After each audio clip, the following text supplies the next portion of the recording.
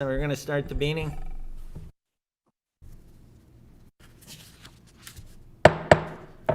I'd like to call this meeting to order. Are there any declarations of interest? Seeing none, adoption of the agenda. Moved by Councillor DeRose and seconded by Councillor Neal that the council approve the agenda as presented. All those in favor? Opposed? That is carried. Adoption of the minutes. Moved by Councillor Kenny, seconded by Councillor Hanley, that council approve the minutes as presented from August 10th, 2021. Are there any errors or omissions? Seeing none, all those in favor? Opposed? That is carried. Mayor's report. Manoj Dawaria and I attended the virtual AMO conference held August 15th to 18th.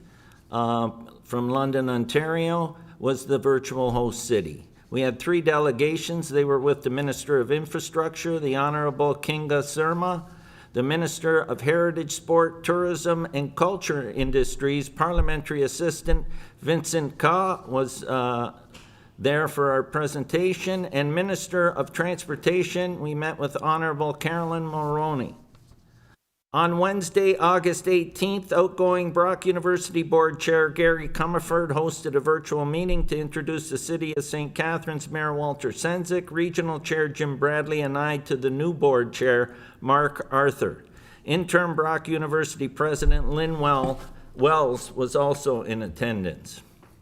On Friday, August 20th, Councillor Neal and I attended an outdoor celebration at Dominic Mickey DeFrucio's home to recognize his 25-plus years of service representing the City of Thorold on the Niagara Peninsula Conservation Authority. He is now an honorary member on the board, as well as his upcoming 95th birthday, which tomorrow Mickey will turn 95. At the party, Mickey gifted the City of Thorold 4 birdhouses as a thank you for Council's passing of a motion to establish the Mel Swart Lake Gibson Conservation Park as a wild bird sanctuary. On Saturday, August 21st, I attended Merrittville Speedway on Nostalgia Night for their 70th anniversary ribbon-cutting ceremony and CAA Wall of Fame inductions. Inducted were drivers Pete, Mr. Smallblock Bicknell, Glenn the Bomber Baker, and Gary Morash, as well as Tim Bredman for his longtime support of the facility. Councillor Hanley was also in attendance and selling 50-50 tickets. This draw helps support our Legion and volunteer firefighters. Congratulations to Don and Lorraine Speece, current owners of Merrittville Speedway, past owners, drivers, and racing fans on their 70th anniversary of Merrittville Speedway. On Monday, August 23rd, our Town and Gown Committee met with the main focus on preparations for the fall semester, particularly the month of September.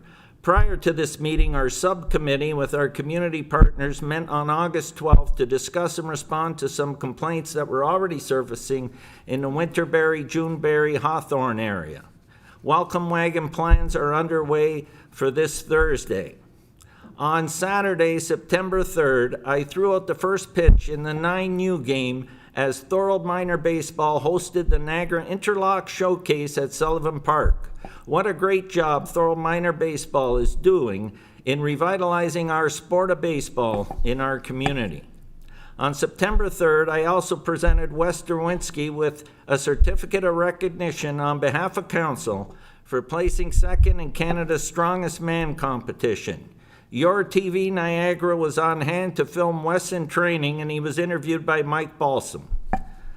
Once again, the Thorold Anchors hosted the OBA Senior C Baseball Championships on Labor Day weekend at McMillan Park. Some games were played at Oaks Park in Niagara Falls. Congratulations on the fine job hosting this event. It takes many volunteers, and Councillor Sentence was one of them. Although the Anchors did not win the championship, they represented the City of Thorold proudly and played well.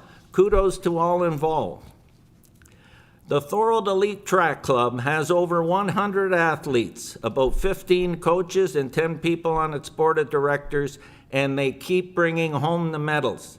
They took home the under 14 and under 10 West Regional Championship titles recently, as well as the Athletics Ontario under 16 provincial team track and field title. Congratulations to the Thorold Elite Track Club, and a special thanks to Steve Fife. On Saturday, August 28th, I greeted over 40 cyclists who began and finished their two-day ride from the Thorold Arena parking lot.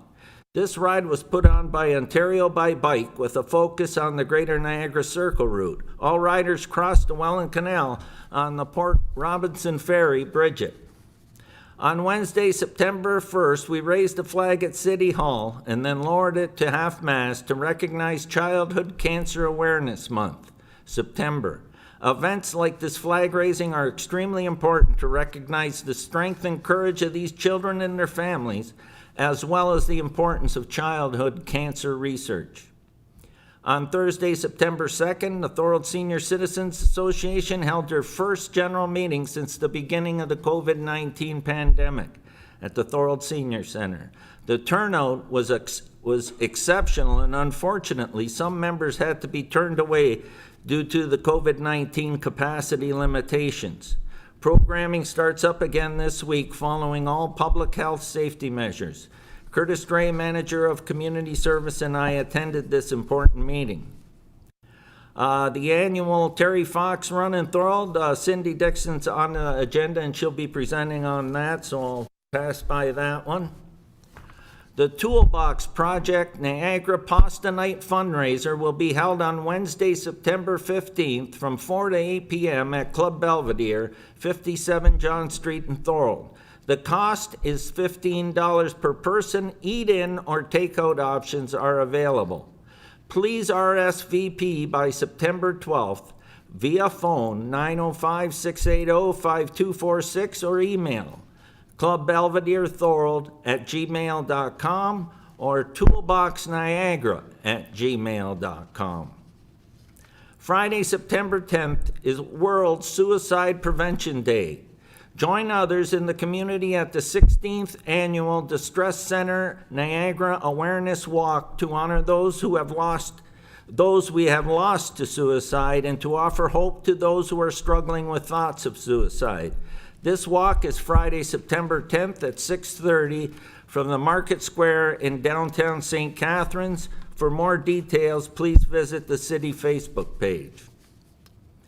The Thorold Junior B Blackhawks have shifted their home games from Thursday to Monday evenings. Game time will be 7 p.m. Their home opener is Monday, September 27th versus the St. Catharines Falcons. Congratulations not only to the medal winners, but to all the Canadian athletes who competed in the Tokyo 2020 Paralympic Games held from August 24th to September 5th. Canada finished with 21 medals, 5 gold, 10 silver, and 6 bronze. Dr. Hergy continues to provide public health COVID-19 status updates, with the next one scheduled for Friday, September 17th at 2 p.m. These updates are live streamed on the Niagara Region website. As we continue in Step 3 of the provincial roadmap to reopen, please continue to follow the public health safety measures and get vaccinated if you are able to and haven't already done so. Clinics are available by appointment or walk-ins for first and second dose of the Moderna and Pfizer vaccines. Check out niagararegion.ca/COVID vaccine for more information and answers to frequently asked questions. Ontario's to require proof of vaccination in select settings. Province to launch enhanced COVID-19 vaccine certificate and verification app. Starting September 22nd, Ontarians will need to be fully vaccinated, 2 doses plus 14 days, and provide proof of vaccination along with photo ID to access certain public settings and facilities. Detailed information is available on the provincial website. And that's the end of my mayor's report. Public meetings. We have 2 public meetings this evening. The first one is proposed draft plan of subdivision and zoning bylaw amendment applications. 1149 Cottameyer Road, Towpath Estates, D12-4-2021 and D14-06-2021. That's What's that? Opening remarks and purpose of meeting.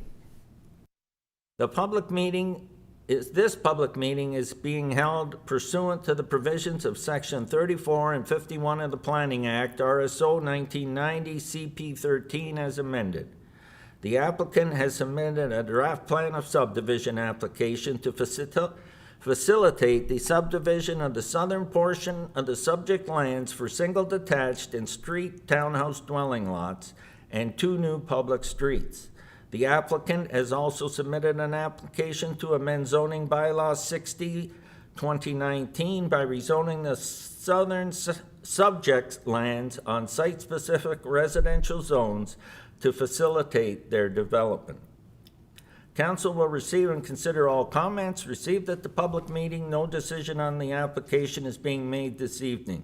Any of the following no later than 20 days after giving notice may appeal the decision by filing with the city the notice of appeal that must set out the reasons for the appeal accompanied by the tribunal's fee.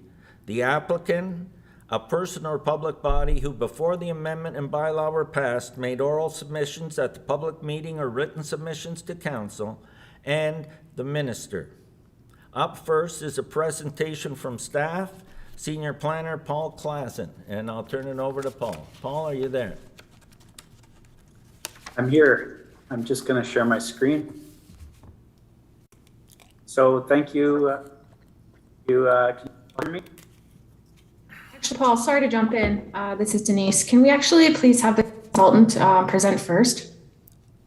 What's that? Go ahead, sorry. Sorry, Mr. Mayor. I'd like to have the consultant do the presentation prior to staff. Yeah. Please and thank you. Yeah, okay. We've got William on that'll be presenting on behalf of his client. So is that William's presentation that's going first then? Correct. Okay, we'll turn it over to William Hvac, Upper Canada Consultants. William, you're up then. Thanks very much, Mr. Mayor. I'm just going to get my presentation going here. Trust you can all see that. Good evening, Mr. Mayor and members. Thank you for having me this evening. I hope everyone had a good Day weekend. I'm a planner with Upper Canada Consultants, and then we're representing the owner of the property, and we'll be presenting the proposed development, the Towpath Estates file. The development applications consist of a bylaw amendment application and plan of subdivision. Here you can see a red outline of the subject site. The lands directly abut and are located just on the west side. They have frontage on Grisdale Road and to the west and Towpath Road to the north.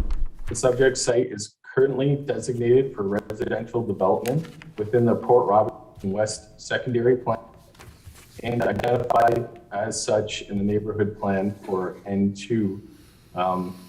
The site is currently zoned as future development, EP1 and EP2, and specific zoning is required to implement the development. As you can see, the existing use of the property is split, with one half being used for farming purposes, and the other portion is an existing environmental area. And the city-led neighborhood plan process was approved by council earlier this spring. For that process, and after finalization of the neighborhood plan, Upper Canada Consultants and the development team worked with staff in a very inclusive and manner to produce the best possible development plan for the property. Specifically, the proposed zoning bylaw amendment implements a desired residential land use on the subject lands. Additionally, the draft plan of subdivision reflects the proposed road layout and road system, including the preservation of the environmental area as shown on the subject lands. The zoning bylaw amendment is to implement a site-specific residential zone. The yellow area shown on this schedule represents the single detached dwellings or the R1 zone proposed. Orange area represents the street dwellings or the proposed R3 zone. The green area represents the environmental protection areas which are to remain.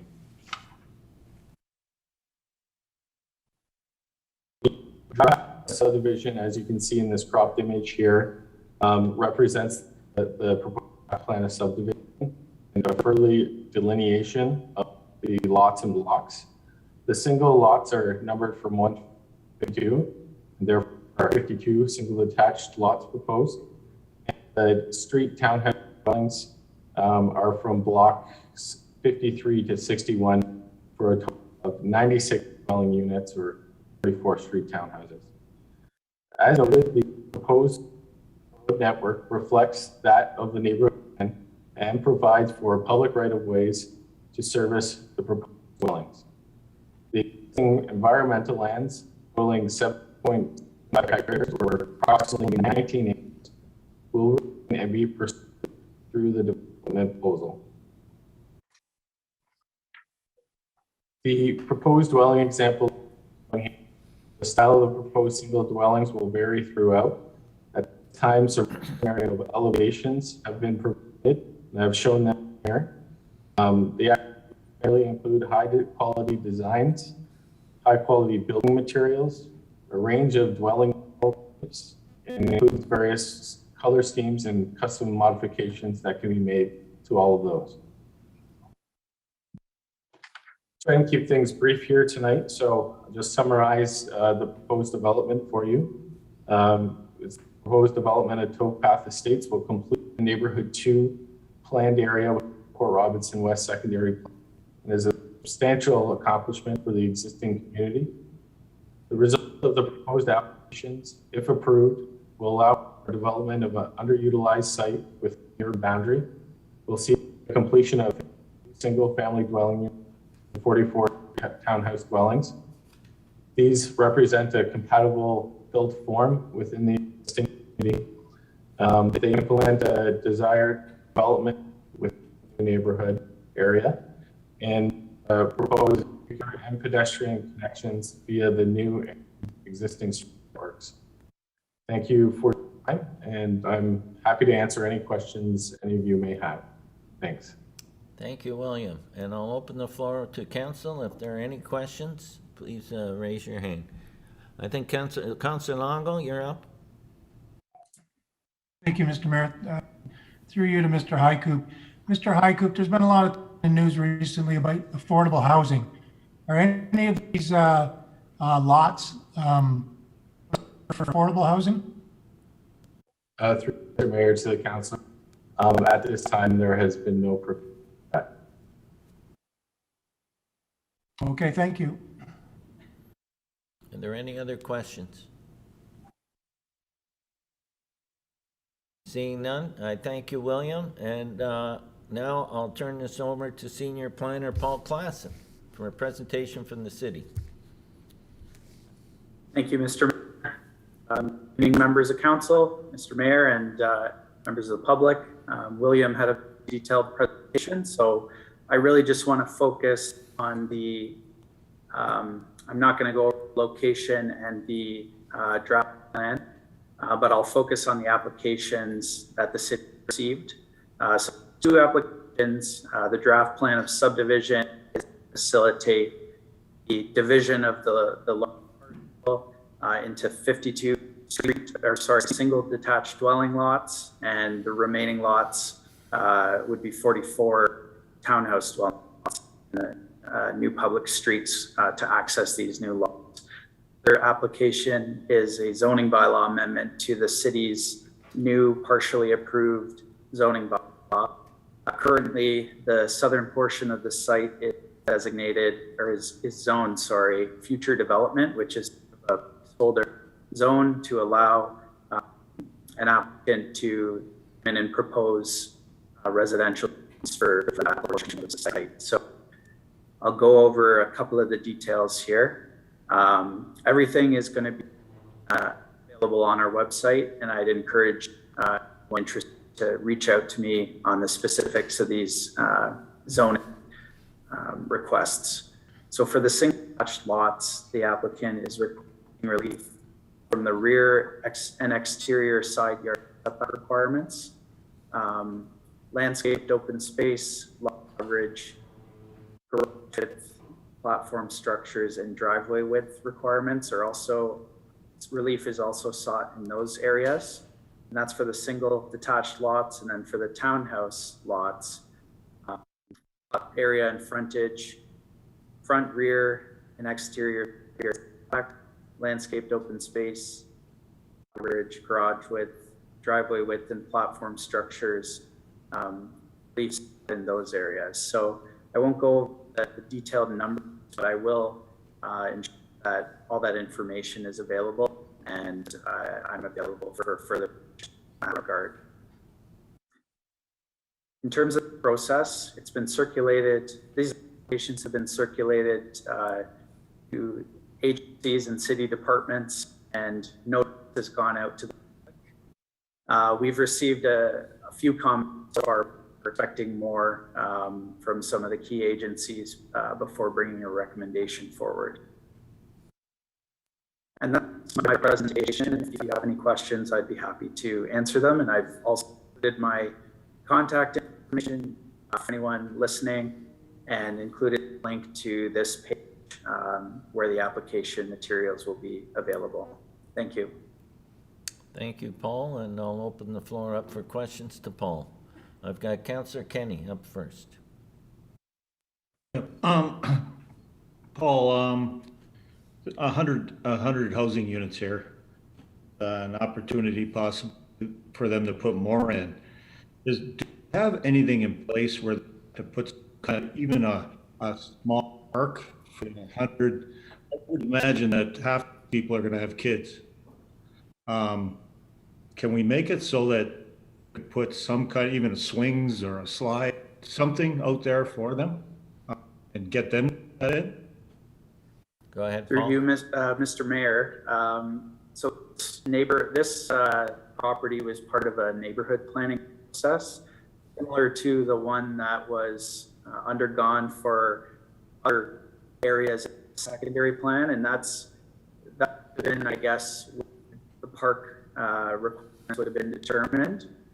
I think the property was allocated a park because of its size, and possibly just its lack of access. But I just saw Denise and she was sort of heading that process up, if she wants to add that. Go ahead, Denise. Through the mayor to the councillor, we are working on a park that's going to be located immediately west of this development for Hansler phase 1 and phase 2, and that park to also support this development. This portion of land would not be big enough to facilitate a park, and we deemed that the land to the west is sufficient for that community. Now there is also going to be another park at the Merritt Meadows subdivision, the one further west. So parks in this area, and quite parks. Okay, I just think that these 100 units like that with, and they're thinking of putting more in the future. Like I something in place where they have to get something in place where they had to put something. Okay, thank you. Councillor Neal. Thank you very much, Mr. Mayor. Following up on Councillor Longo's question on affordable housing, and obviously this particular subdivision is not going to. I think we put motion forward to at least look at policies to put as part of a subdivision affordable housing, because every single federal party is looking at housing and not giving us money, but sending money up to communities regarding affordable housing. And so far, I have not seen anything related to affordable housing issues from the planning department, situation. So are we moving forward, looking at affordable housing as one of our criteria? Denise or Paul, who wants to take that question? Go ahead, Denise. Through the mayor, councillor, there are different subdivisions with different areas within the city where we do have policies that require affordable housing. One area being Artisan Ridge. There will be an opportunity when the city takes a look at our official plan very shortly, as the region will be concluding theirs this year, to put some more policies around affordable housing and looking at different ways of implementing them. So it's definitely a fantastic opportunity as we do our new official plan to instill some policies across the entire municipality. Well, I look forward to looking at that particular policy when it comes up. Thank you. Does there anyone else have any questions of either Paul or Denise? Go ahead, Councillor Longo. Thank you, Mr. Mayor. Through you to Mr. Klassen. There's a number of mentions in the report regarding setbacks, lot coverage. So a lot of requests by the developer, I get, to minimum setbacks, increased coverage. That's something that recently with another development, council wasn't too impressed with that. I'm just wondering what, I'm just hoping you know to that when you come back with your report on this subdivision. Yeah, we're going to look at each one of those requests and determine if and will be compatible, and any input on that is appreciated. So we'll be taking a look at all of them. Can I, is there any further questions before I ask mine? I just have one quick question, and that's relating to our pilot project with the fencing on townhouses. Will that become something that we'll be doing in this development? I can answer that one. Mr. Mayor, that pilot was specifically for Confederation Heights Phase 8. The implementation of it is, it hasn't been figured out yet. And I guess pilot for just that subdivision, we would have to expand it further for it to apply here or where. So council would have to extend that pilot project if we wanted that fencing to occur in this, is that correct? I just want to be clear, because I don't want to get into situations where, like we have in some areas of the West community, where we have townhouses with no fencing and becomes a catalyst for large parties. Yeah, we would have to, Mr. Mayor, would have to look at pilot. It's not a typical standard requirement, but it is for Confederation Heights Phase 8 now. So staff could consider that if that's the direction. Of council? Okay, thank you. Go ahead, Councillor Wilson. Well, first, I don't know if your mic's on, but it's really hard to hear you. But I can hear everybody else perfectly. I don't know if anybody else is experiencing that. But I did listen really closely. And I was actually under the impression that that pilot for, not across Thorold, not for like more areas, but in any type of subdivision. I didn't realize it was just for Confederation. I don't know if we could ask staff if that is the case, but I don't believe that was what we put forward. Go ahead, Denise. Thanks.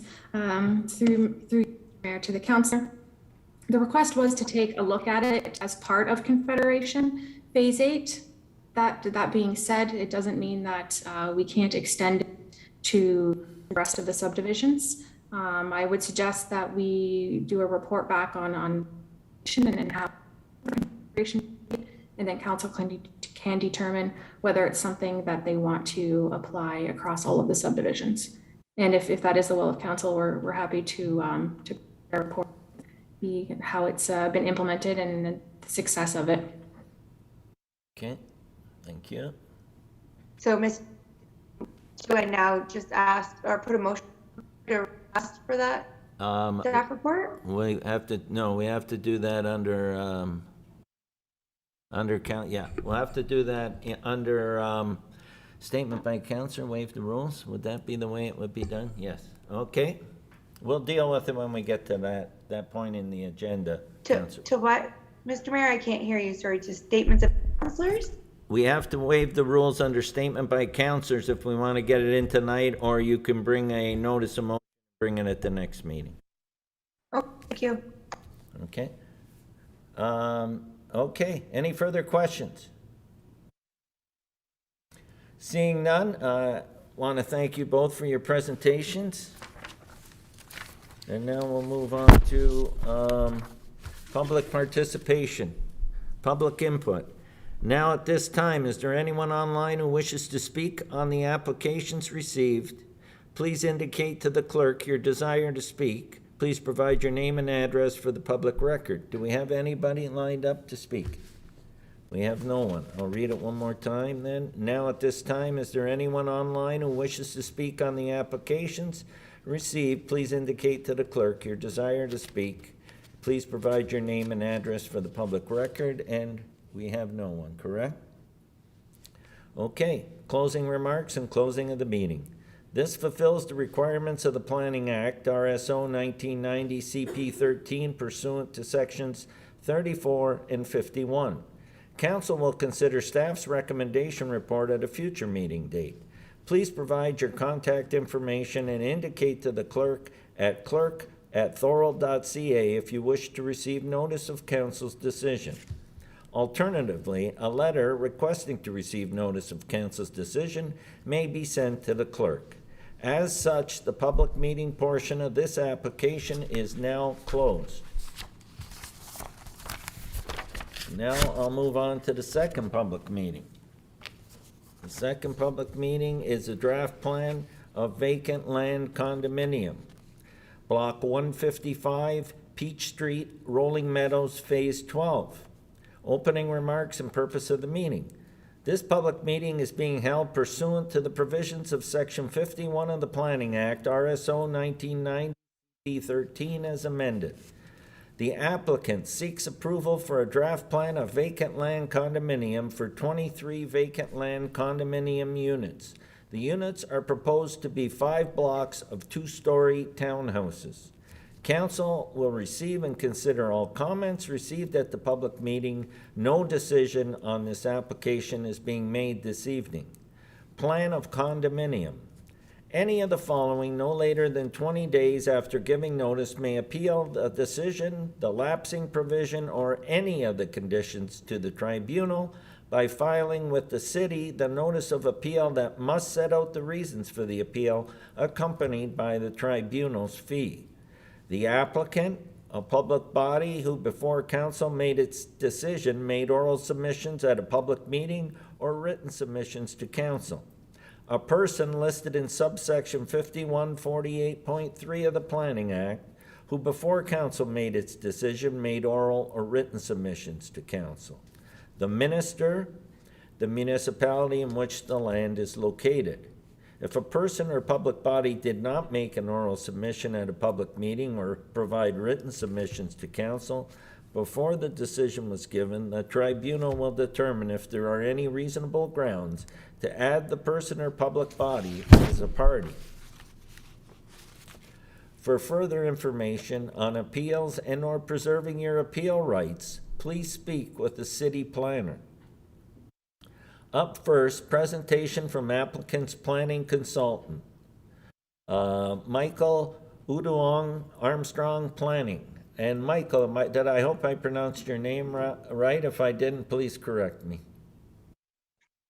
Mr. Mayor, thank you. I'm going to share my screen here. Let's see.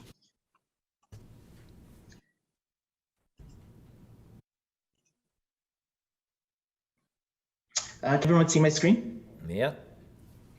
Great. Good evening, Mr. Mayor, members of council, and staff and the public. My name is Michael Uduong. I'm with Armstrong Planning, the developer, CRM These Homes Limited, otherwise known as Empire Communities. So the specific site that we're looking at is within the Rolling Meadows subdivisions, phase 2.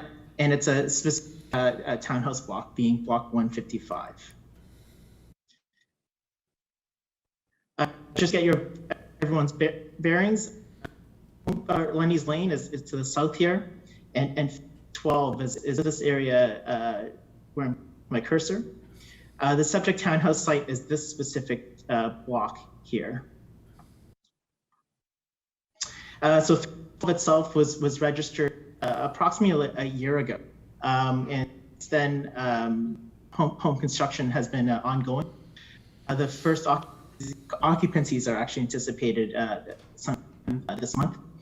Again, and here's the subject townhouse block. There's approximately 175 homes within this area that are under construction. Specific subject block 155 here, designated residential in the official plan, and under the existing zoning bylaw, it's designated RM R3-4 brackets with a holding provision. And both the official plan and the zoning permit townhouses within a condominium. Here's our site plan. We're proposing 23 townhouses, each being 2 stories. The internal units are about 6.1 meters or 20 feet, pretty standard. Units themselves each have a private garage and a driveway, and beyond that, 13 visitor spaces within the common areas. And as you can see, the layout is there's an access point off of Peach Street and a looped internal private road. And here are 2 examples of the elevations. Again, the developer is looking at different color packages and material that would meet a high quality urban standard. And here, the draft plan itself, again, pretty much mimics the site plan that we were just looking at. So again, wanted to keep this a little short. We have the draft plan of condominium application as well as our site plan concurrent in with the city for review. We've just started receiving comments last, and we're waiting a few more. The proposed uses under the official plan and the zoning bylaw. We're going to either is required. We do anticipate a minor variance application for minor deficiencies, including the unit area, principal entrance setback, and width of garage. And these proposed variances are in keeping with other developments, specifically what had recently been approved, or actually earlier this year on Legacy. So in line with what the city has seen before, and again, nothing major. In terms of next steps, once we obtain approvals, the intention is to start construction and with servicing next year. Other than that, I'm here to answer any other further questions.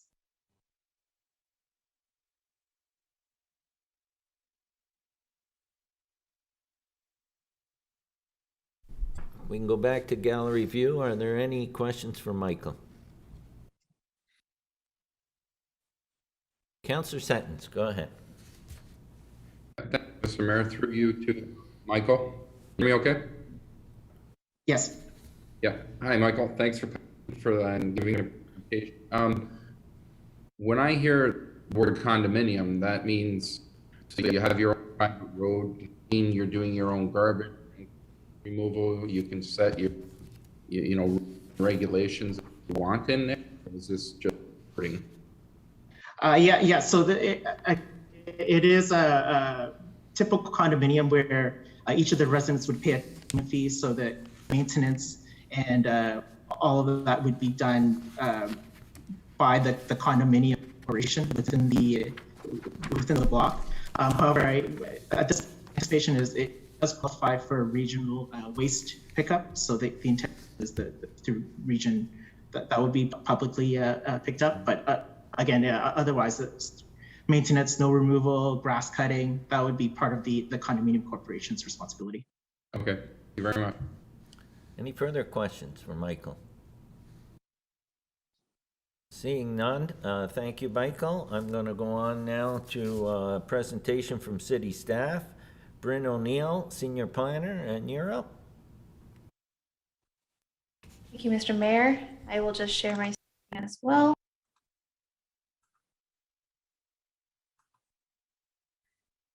Okay, thank you very much, Michael. Michael went through a bulk of the presentation. I'll just briefly touch on a few things. As mentioned, this is for a draft of vacant land condominium within Meadows. It's an existing block within a plan of subdivision.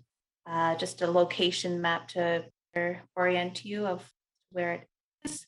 And I mentioned it is part of phase 12, which is under construction at the moment. This block is vacant and will be developed as it's proposed to be developed as a condominium. These are the same plans that were previously shown. The draft plan showing the 23 units, and then the more detailed site plan, which goes into parking, landscaping areas, as well as other site details. The application before us is for a draft plan of condominium. However, the application, the site, would also have to receive site plan approval. Of course, the final condominium agreement. However, this is just for draft plan at the moment. The official plan designates the property as residential and meets the requirements of the official plan. And the zoning is zoned under bylaw 2140. Zoning is RM4 with a holding provision. The holding will be required to be removed prior to finalization of the condominium application. As mentioned, the proposal meets the zoning bylaw uses and the bulk of the regulations. However, minor variances will be required. Unit area, garage width, and then front yard as well. A variety of plans and studies were submitted as part of the application. Standard things such as the draft plan, site plan, lighting plan, landscape plan, a waste collection plan, functional servicing report, building elevations, as well as an urban design brief, which reviewed the consistency of the proposal with the Rolling Meadows urban design guidelines. No public comments have been received thus far on the application, and we have received comments from city departments as well as external agencies with no adverse comments received thus far. That's the end of the presentation. If you have any questions, I'd be happy to answer.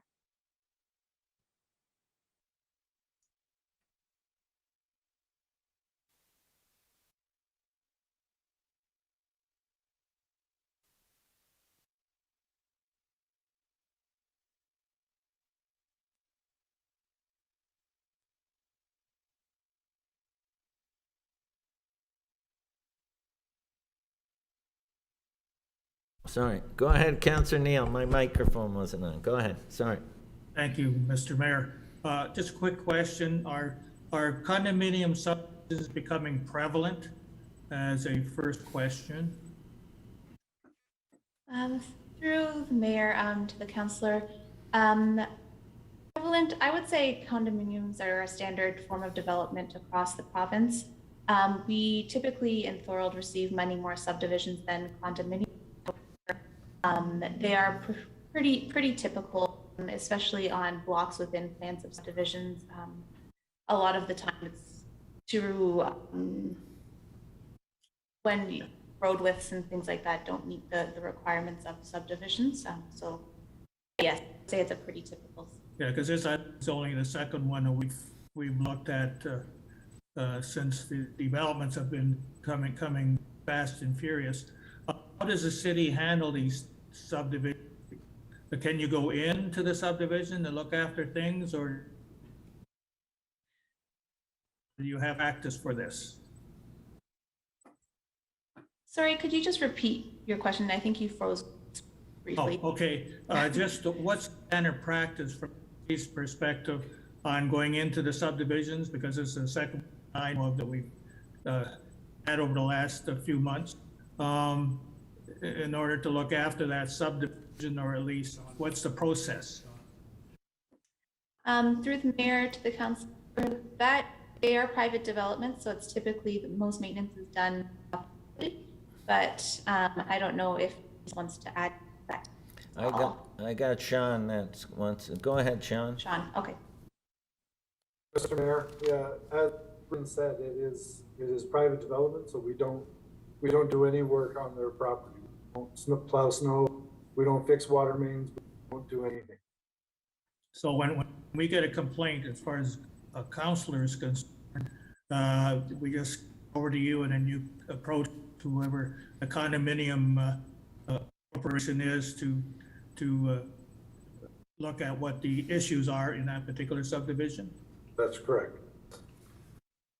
Okay. Any further questions? Go ahead, Councillor Kenny. Yeah, mine's a general question to Denise. These developers, like they all know the rules that we have and the bylaws in place for building. When they're building like 100 and right from go, they're asking for minor variances. I'm just wondering, like, tell them the rules ahead of time, and they could design it within these bylaws instead of always coming for these minor variances. Through the mayor to the councillor, yes, we have our comprehensive zone bylaw that sets out those parameters. Because every site is different, and a lot of, what goes into a development in terms of making it feasible, fitting in designs, building designs that builders use for different subdivisions. They don't always, and a lot of the time, they can't fit exactly what we've got written in our zoning bylaw. It doesn't always exactly work for the development. That's why for requests that we do look at each individual ask coming forward with as part of the zoning amendment or as part of a minor variance. So each are looked at specifically, really to the point that every site is different. There's environmental features that limit sites. There's the size of the site, the shape of the site. There's just a lot of elements that go into why they might not be able to meet the zoning bylaw. So it's common across, I would say, all municipalities where you see a subdivision application and it comes with a bylaw amendment. Right now, because we're in between two bylaws, it may also look like they're amending more than they really are because they're stuck using our old bylaw provision. So the residential is still under appeal, where a lot of times I'm hearing from the developer, well, I can meet your proposed bylaw, but I'm not meeting your old bylaw. So a lot of it can come down to a technicality as well, where we're just in between two bylaws. Okay, any further questions? Seeing none, thank you for your presentation, Bryn and Denise. Public participation, public input. Now at this time, is there anyone online who wishes to speak on the applications received? Please indicate to the clerk your desire to speak. Please provide your name and address for the public record. Do we have anyone? We have no one. I'll read it one more time. Now at this time, is there anyone online who wishes to speak on the applications received? Please indicate to the clerk your desire to speak. Please provide your name and address for the public record. And again, I've been told there's no one online, so I'll move into the closing remarks and closing of the meeting. This fulfills the requirements of the Planning Act, RSO 1990 CP 13, pursuant to Section 51. Council will consider staff's recommendation report at a future meeting date. Please provide your contact information and indicate to the clerk at clerk@thorold.ca if you wish to receive notice of council's decision. Alternatively, a letter requesting to receive notice of council's decision may be sent to the clerk. As such, the public meeting portion of this application is now closed. And now I'm going to move on to presentations. And up next, we have Cindy Dixon, head organizer of the Thorold Terry Fox Run. And is Cindy there?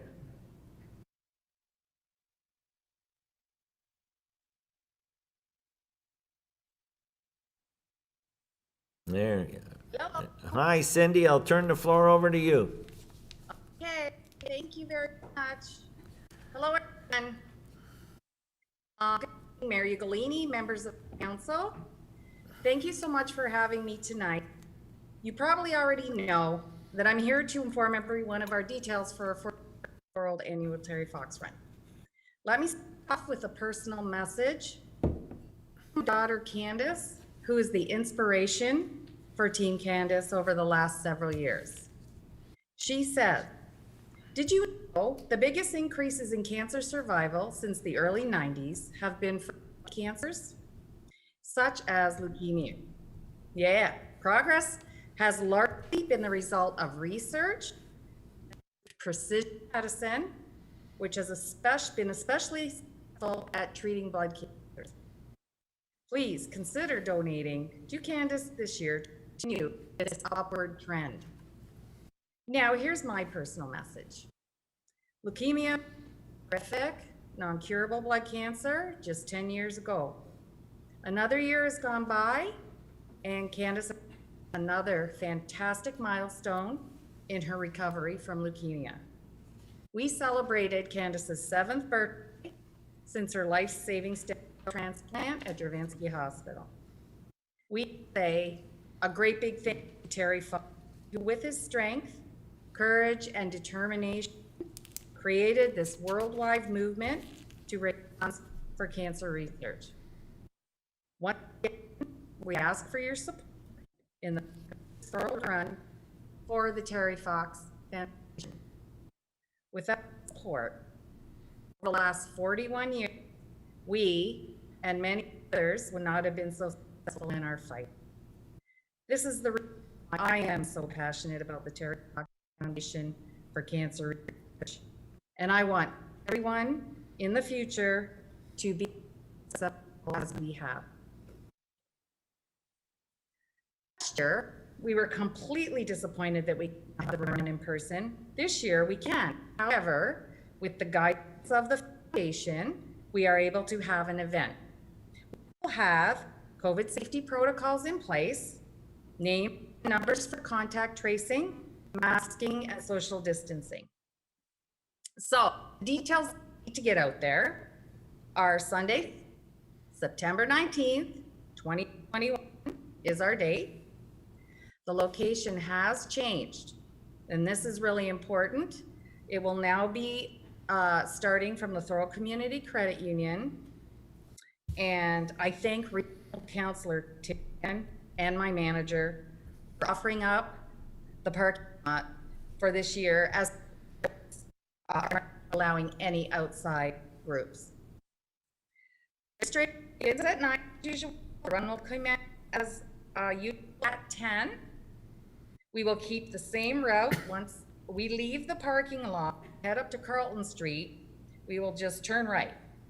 Our wonderful professional firefighters will be on site, volunteering their time to handle traffic control and any first aid if needed. In conclusion, I'm sure everyone has been affected by cancer in some way. Many had great success with recovery, and that would not have been possible without Terry Fox's determination to get this worldwide movement going and continuing. That's the important part. We need to keep this going. Let's get out there. Whether you choose to go directly to the site and walk virtual or decide to join us in person and fundraise, it is so graciously appreciated. If you want to go directly to the site and do your thing virtually, the website is published in a couple of media releases, but I will give it to you right now anyway. It's www.terryfox.ca/terryfoxrun/Thorold. Thanks for being so kind of time for me. I hope to see you all on Sunday, September. Any questions for me? Any, Let me know. any, any questions for Cindy? I have Councillor Decker. You're up. Thank you, Mr. Mayor. Thanks, Cindy, for that presentation. It was wonderful. I'm a huge supporter of Terry Fox. I was just wondering, signs. I don't see a lot of signs around Thorold, and I'd like to get some signs out in my area here on Road Avenue and Collier. So where can we pick up some signs? I think we do have, we put out about, how many? 35?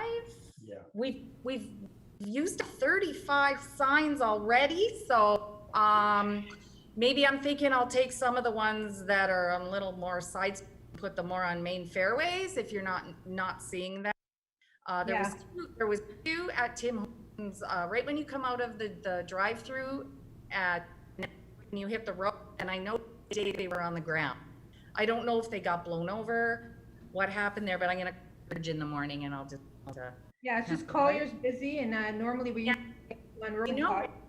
Anybody on Collier? Okay, we have one for. Yeah, well, you, Nella, I have one Perfect. for you. Can I'll just, yeah, no problem. Yeah, that'd be awesome. Thank you. Yeah. Okay. Councillor DeRose. Go ahead. Mr. Mayor. Thank you, Cindy. Thanks for your organizing of the event, your enthusiasm for this great endeavor. And Terry, always been a favorite Canadian hero, and now Candace is also one of my heroes. God bless her. And we've also got a niece that had started with childhood leukemia and a rare form of leukemia. And she's just entering university this year, so she's had success with her treatments. Here again to support, and I'll be advertising at our school. I still run the one at Clancy, and as you said, last year was put hold, but this year we'll be doing it at Clancy on September 28th. So thank you, Cindy. We look forward to seeing you Monday. Okay, perfect. Thank you. Any further questions? Seeing none, Cindy, I want to thank you for coming today, and remember to our listeners that Sunday, September 19th, register at 9, Run, Walk, Bike starts at 10 a.m. from the Thorold Community Credit Union. And let's get out and have full support like our city always shows. And Cindy, I thank you for taking over the torch from Mike Sharon and continuing this great event. And I have a sign on my front lawn on Kiefer, so. Yes, you do. I heard. And I just want to add this little bit. There will be something a little special for Mr. Mike Sharon presented this year because we missed the 40th anniversary and the changing over of the organization. So just there's going to be a little something special for Mike. Thank you so much. Thanks again, Cindy. You're welcome. Oh, Mr. Simpson. Thank you. Okay. Just saying, good night. Night. Have a good one. Okay, motion to receive and, oh wait, I got a mover, Councillor Wilson, seconder, Councillor DeRose, that council receive the presentation from Cindy Dixon, head organizer, Thorold Terry Fox Run for information. All those in favor? Opposed, that is carried. Motion to receive and file minutes or adopt recommendations of council committees and boards. Minutes to review for information purposes. I have a mover, Councillor Longo, and a seconder, Councillor Decker, that council receive and file the minutes of the committees of council local boards as presented, the Thorold Active Transportation Committee. All those in favor? Opposed, that is carried. Minutes to endorse recommendations. I have a mover, Councillor DeRose, and a seconder, Councillor Sentence, that council approve the request from TAC to support the use of community grant monies to purchase 2 bicycle racks to be placed in the city of Thorold at locations as designated by Public Works and Community Services Department. Any speakers to that? Seeing none, all those in favor? Opposed, that is carried. Statement by councillors. Up first, Councillor DeRose. Go ahead. I got,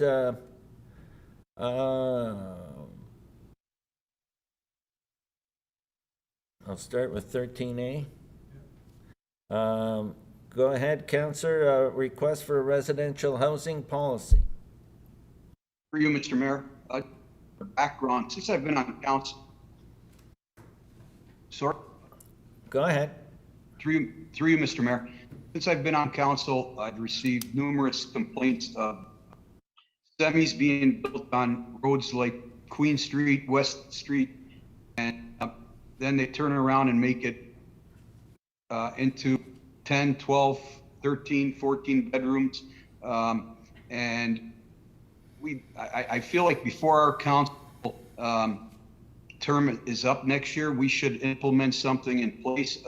And what propelled me to speak to Jason and Manoj about it was recently I got a call out to Renfrew Drive where a neighbor was upset because he understood that next door to his house, they were going to be putting in 15 bedroom house farm workers and in a nice residential area. If you know, there's already a student in there with, we don't know, 8 to 10 bedrooms on the other side of this fellow.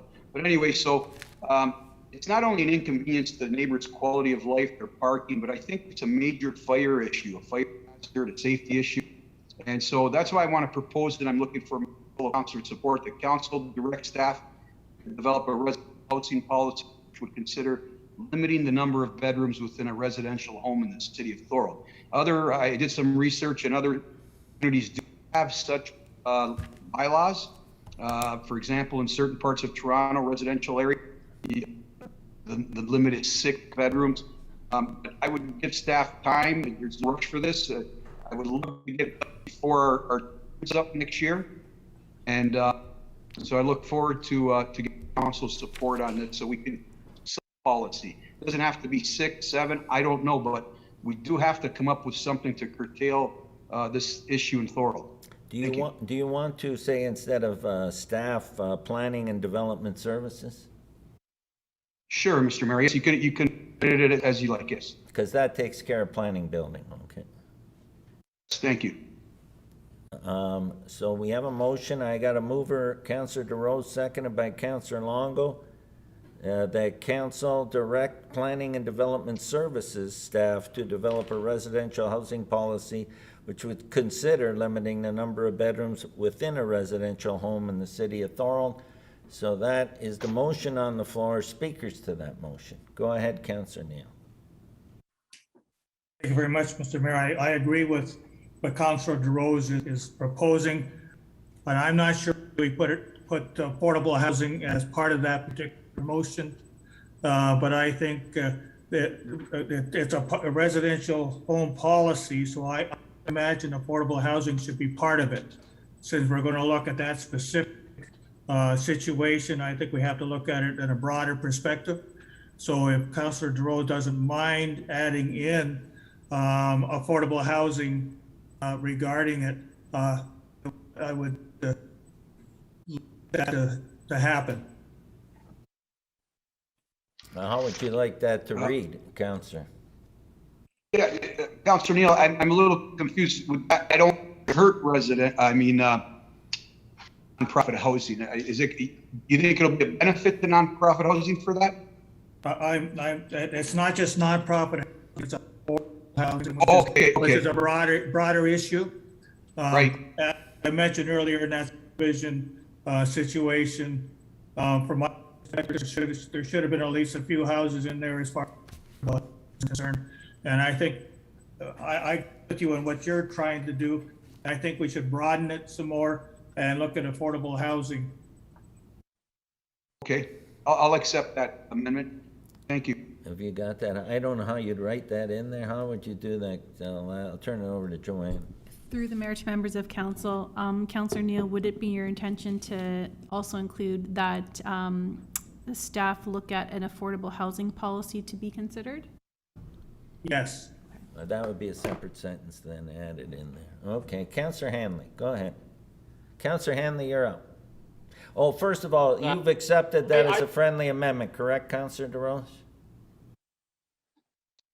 Yes, Mr. Mayor. Okay, and Councillor Longo, you were the seconder. Are you good with that?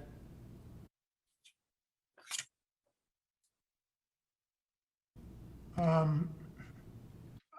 Mayor, to be quite, I don't know how the two tie themselves together.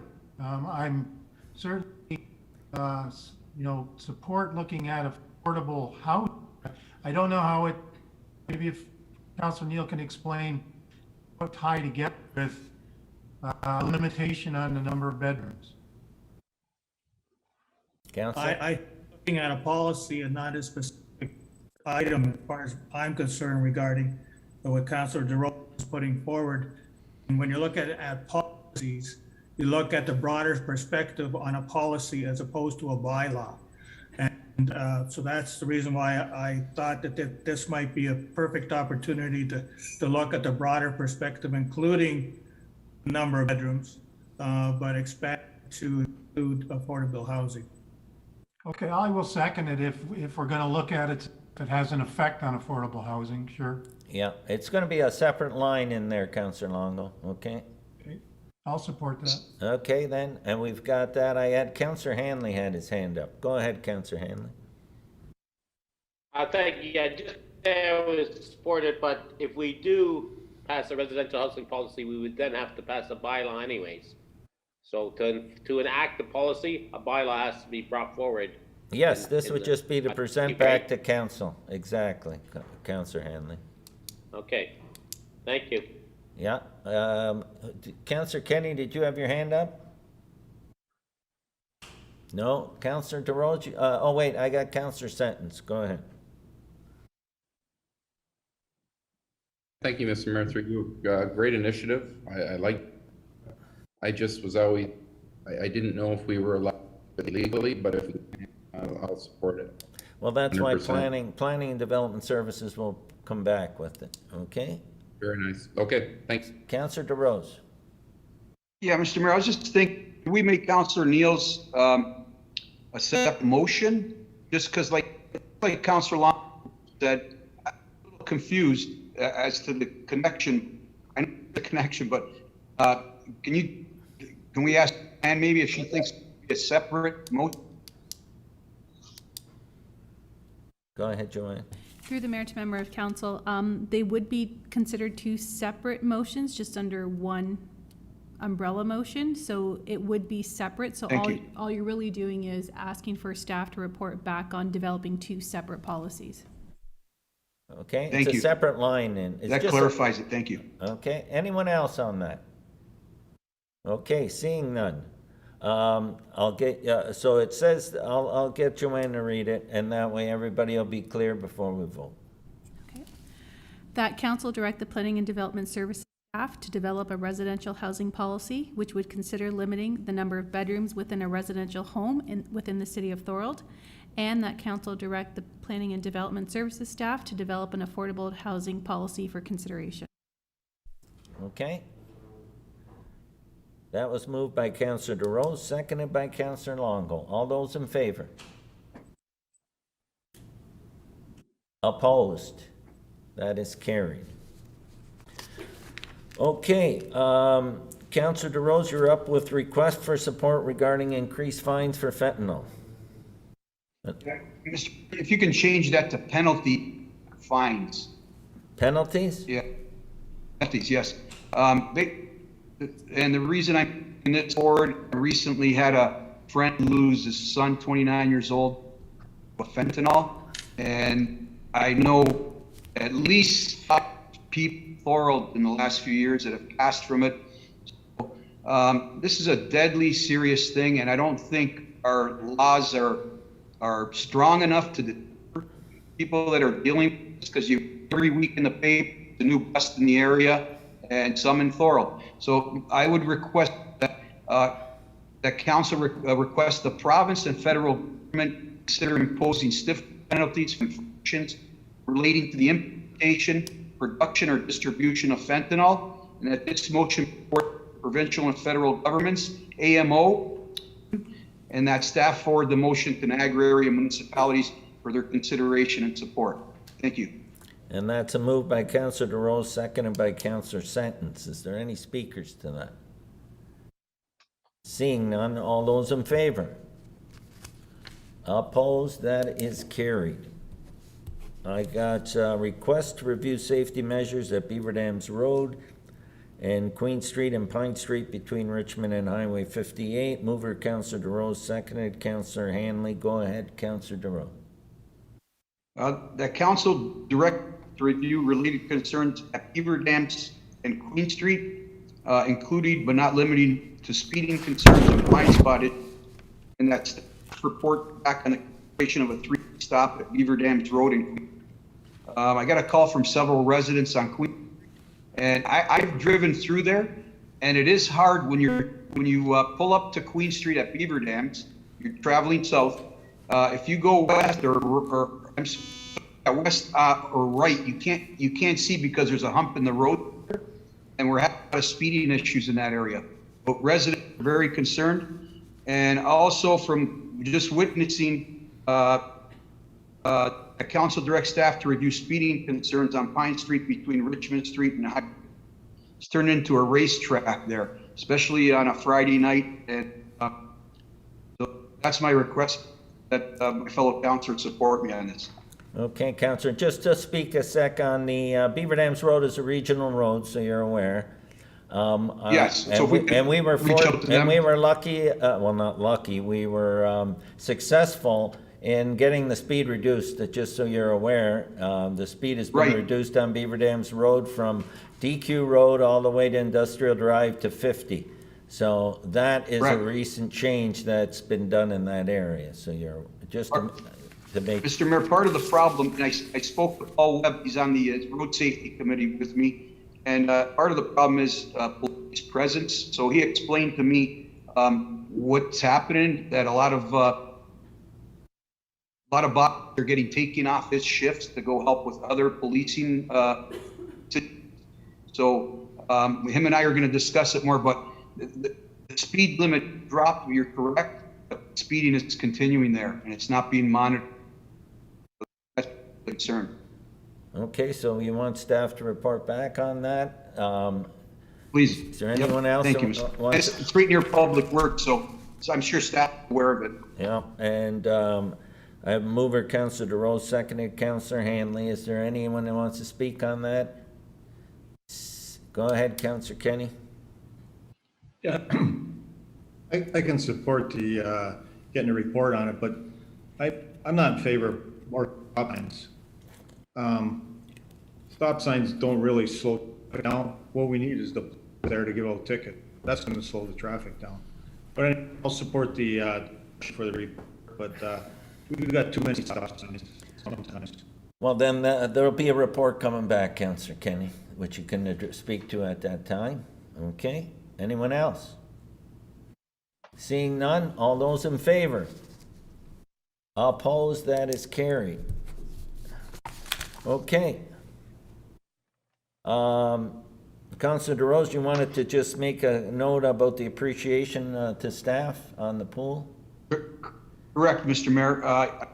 I've taken my kids to the pool all summer, and I just want to commend the pool staff. Been awesome. Most of them are students, and I always spark up a conversation with them, and they're very, very respectful and did a great job supervising the pool. I also got a call on the weekend that said the baseball field was probably in the best shape they've seen in years, so kudos to the student workers and the rest of the staff that took care of the baseball field. They were really impressed with it. Thank you, Mr. Thank you, Councillor DeRose, and I'll expand on that. That's a good point you brought up. I attended both the senior games and the minor baseball games at Sullivan and McMillan, and I received nothing but good remarks from not only the coaches, the players, parents on the shape of our ball diamonds this summer. So that's a good point to bring up, and I want Public Works and community staff to be recognized for the great work. So, and the pool as well, Thank you, which Mr. you Mayor. mentioned, Councillor Durrell. Okay, Councillor Sentence, are you up or, right? You're done? Okay. Thank you, Mr. Mayor. I talked with staff today, and we're going in the right direction on that. It was very good. Thank you. I'm good. Thank you. Okay. Up next, Mr. Mayor? yeah. Sorry to interrupt, but am I able to make a statement by councilor here about the fencing? You can make us, we have to waive the procedure for you to make a statement by council, or do you want to do notice of motion for the next meeting? Either one. What are you? If I can ask, if I can motion. I don't think it's that time sensitive because that report won't be coming back before the next meeting, so. Well, that report, I guess I'm just worried about the people that are actually building houses there, and they might need some time if that's something we're going to change. That's just my thought, but if staff doesn't. Is there anyone here from planning? Extra week will matter. Is there anyone here from planning? Paul, regarding the fencing issue, are we good to address it at the next meeting, or what's your feelings on that? Yeah, I think we could do it at the next meeting. There's urgency. We're not going to be getting that recommendation report to council and, in the cycle or so. So I think there's time if it comes next meeting as a notice of motion. Okay, is that good, Councillor Wilson? Then under notice of motion, bring that up today and it'll be addressed at the next meeting, okay? No problem. Okay. Okay, so we have delegations to report. Well, I got a mover, Councillor Wilson, and a second, Councillor Kenny, that council move up PWCS 2021-80 and consider the related delegations. We have some delegations regarding the parking restrictions on Holland Road. So can I have a mover, Councillor Wilson, a seconder, Councillor Kenny, to move that up out of the consent reports. All those in favor?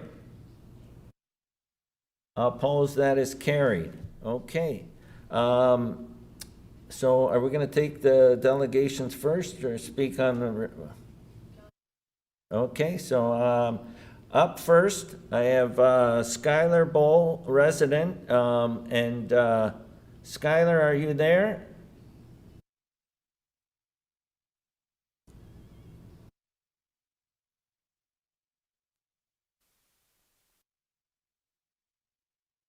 There's Skylar. Okay, Skylar, you're up. Just give us your name and address, and then you can speak on the issue, which is the Holland Road parking restrictions. You're muted. You're muted.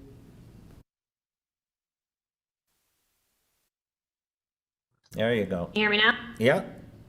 Perfect, thank you. Okay, so I live at 878 Holland Road. My name is Skylar. So in regards to the parking on Holland, we have a business, Howell's Family Pumpkin Farm, and so this will greatly impact us. Now, our main concern, of course, is this our customers, which in the past we've put up our parking signs. They're not always followed. I think a lot of our customers realize they're provided by the city, so don't always feel that to follow them. So we are grateful to have parking signs on Holland Road. Our only contention is that we would love not to have parking signs directly on our property, so directly in 287 Holland Road. For a few reasons. One of the big reasons is for accessibility. Although we do have parking on our property is very hilly, so entering into the farm can be a little difficult accessibility-wise. We have a lot of customers that park in front, directly in front of the farm, in order to access mostly our kitchen for food donut sales. Those customers are often not there long. We would love to propose, even if there is some type of parking sign where it's a limited parking, like a 2-hour maximum or something like that, just in front of our property. Like I said before, our number one concern is the safety of customers. We do have alternate lots along Holland Road. So we have some on the east side of our property. We have one on the left, right side of the road. Speaking with some members of before, we had talked about possibly putting in a wider shoulder of our customers walking from the parking lots more safely. In the past, we've hired police officers to help with traffic patrol, but as you can imagine, that's very expensive. So having some type of widened shoulder would be great for us. Like saying, we're not opposed to all of the parking signs. We have no parking signs in front of our address specifically, just to have a few extra spots. We have an extra lot. We anticipated that we were going to lose roadside parking. That's 180 spots for us. As you can imagine, that's a huge impact for the parking of our customers. So we have added an alternate lot down the street, another that Jerry has owned, and that will have a path through our property to the entrance of the farm for our customers. However, it's not enough spots to cover the amount of spots we're on the road. So like I said, for several reasons, we would like to keep the roadside park of our property, as it will help us in many ways. But like I said, parking signs are good for the road, especially towards the end of Holland Road. When you start to get into that fork in the road towards Hollow, it is quite slim and parking is not safe there.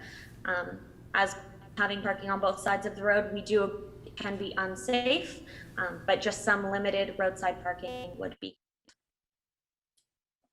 Okay, thank you, Skylar. Are there any questions for Skylar? Councillor DeRose, go ahead. For you, Mr. Mayor. Thank you, Skylar, for presenting. Skylar, how many acres does Howells own? So right now we're speaking about 33 acres. Okay. And so you're asking for like a pickup spot, maybe, like the picks up in front of the main entrance? And parking pickup would be a great compromise. Like I drive by there every day to go home. And especially during the pumpkin season, I mean, it's very, very dangerous. I agree with you. A Hollow Road, it's even worse. But is there not enough? You've got 33 acres. I noticed that in front of Jerry's house, you guys added some parking. But is it possible to add more on the 33 acres to get them on the road? And this is a safety concern. I'm all for you guys having a business and making money and providing jobs for a lot of people. It's awesome, and I'm for that %. But my biggest is the safety concern. I've noticed I drive through there all the time. 100%. Is there any possibility to expand parking on those 33 acres? So right now, we've looked at all our alternate venues in order to expand. We're pretty maxed out in the way of our property. We pretty much have every corner in use. Like I said, we've used Jerry's property down the road to expand the parking lot, which you've seen, or to add an alternate parking lot. The area that our current parking lot is in, we would love to add more parking spots. Again, that would take a huge rebuild of the property, and a lot of money right now is not really in the budget for us.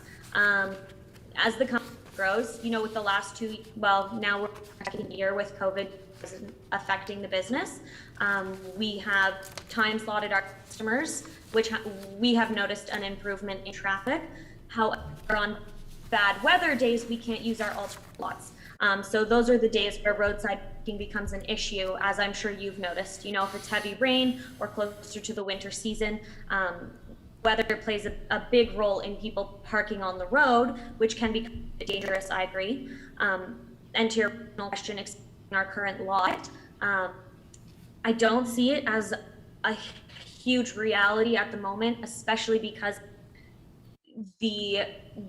that it would take just to flatten the property to allow for parking. It would make us have to extend all of our fencing, gates. We'd kind of have to change the entire layout of our property.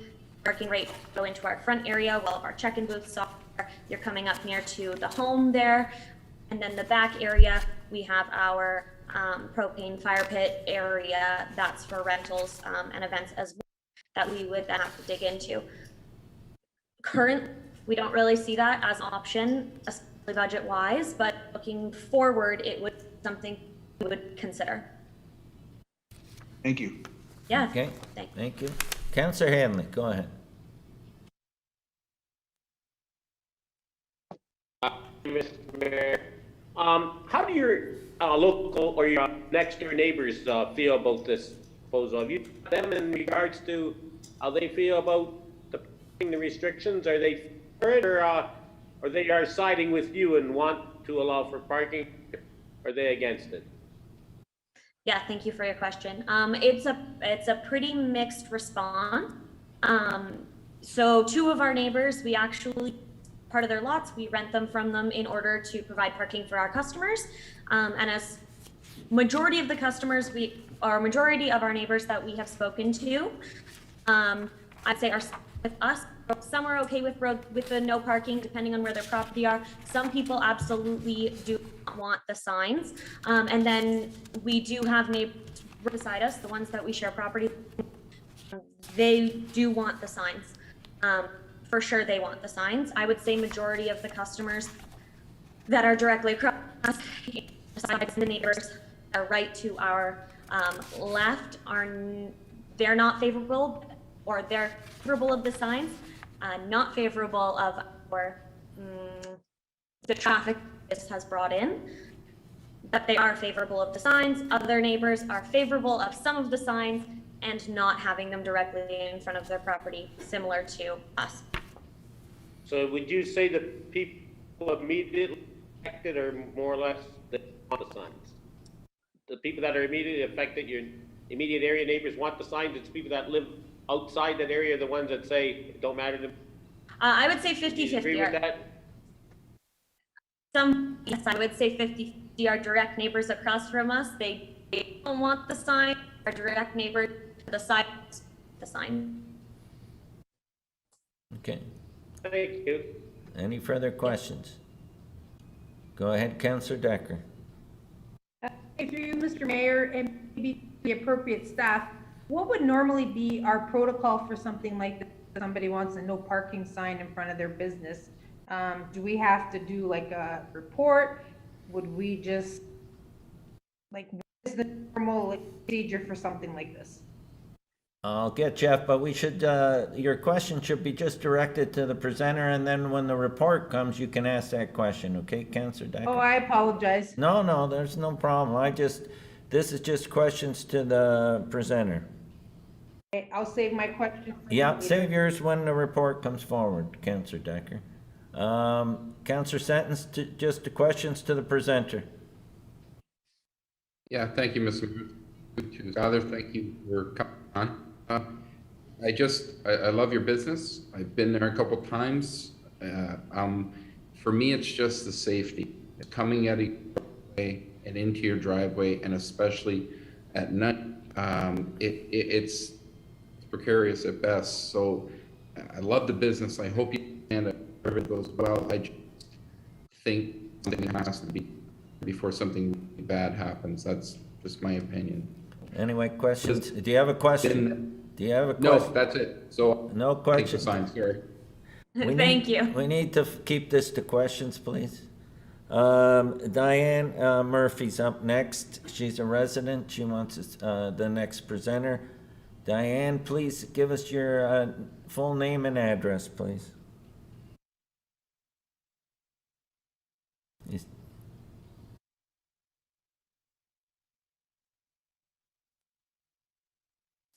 Is Diane there?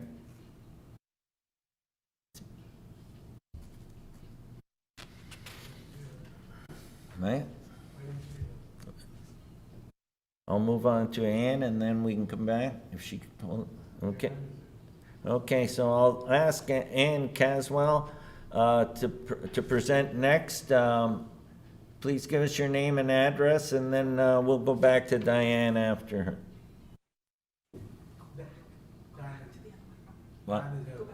Oh, Diane's here now? Yes. Okay, sorry. We're going to go back then to Diane Murphy, resident. Go ahead, Diane. Your name and your address. You're muted. But on mute. Okay. Yep. Sorry, I had to unmute there. You're we live at 2818 Hall. Can you hear me? Yeah. Okay. We live at 2818 Holland Road. We're up one farm to the house to the east, and our family has been there for 47 years. My husband John. Thank you for your commitment to making it a safe place to live while respecting everyone's needs. We're thrilled to hear of some of the ideas that are coming. We have been, as I said there, we've watched Howell's farm grow. It's been an interesting journey. The one thing John and I are asking is that we don't have signs in front of our house. I understand that safety is a concern, and it's great that they're going to regrade, hoping to regrade, but we do not want signs in front of our property. It's a problem with the tractor, and it takes away visual And the rural. setting. So our main concern is just that we don't have no parking signs right in front of our residential part.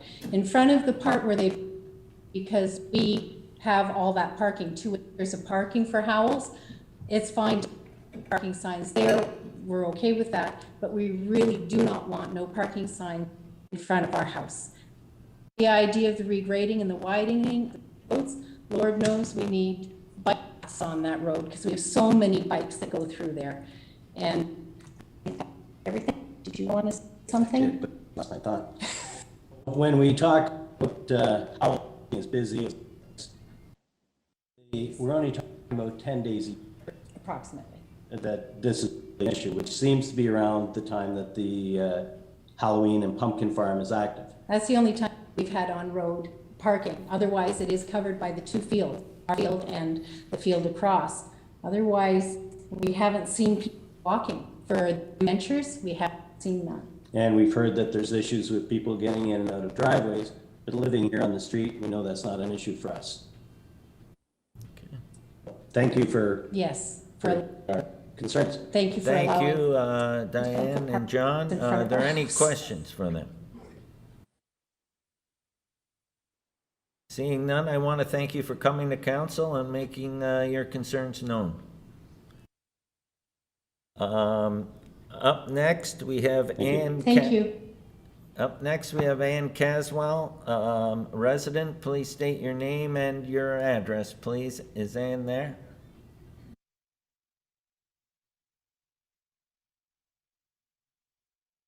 I don't see her. No, Hello? Can you hear me? Yeah, but I don't see a visual. Okay, just one, please. There we are.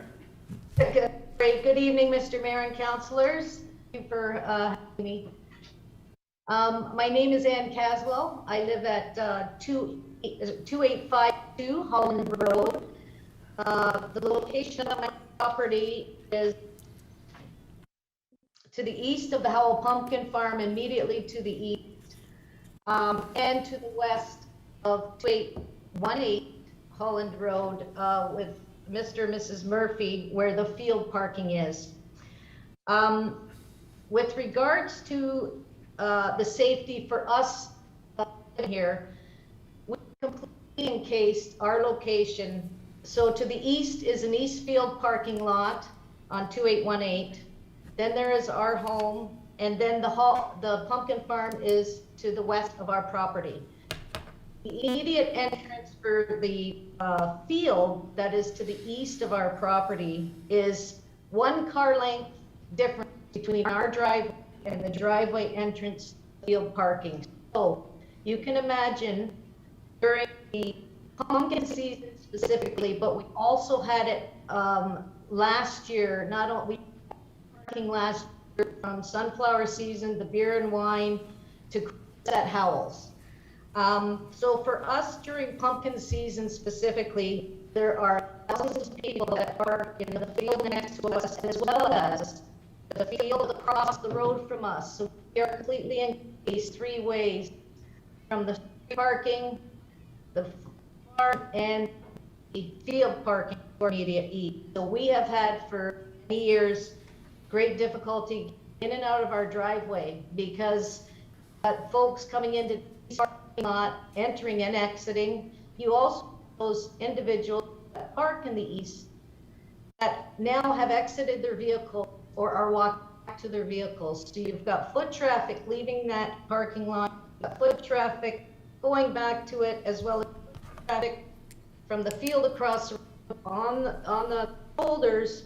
And we try to get out, and it's impossible. We have sat there sometimes 10 minutes, and yes, the Howell Farm has been kind enough to hire officers to manage and control, but at best, we still have difficult times even with police officers guiding traffic.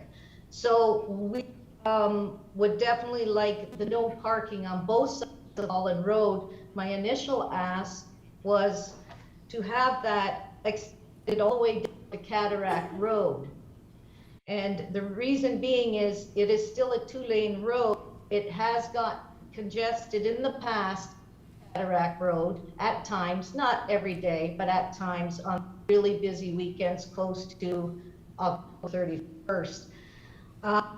And there are additionally 2 residential driveways on the north side of Holland Road, as well as on the south side between 2818 boundary that is proposed here and Cataract Road. The other concern that we have is enforcement with regards to no parking on both sides of Holland Road.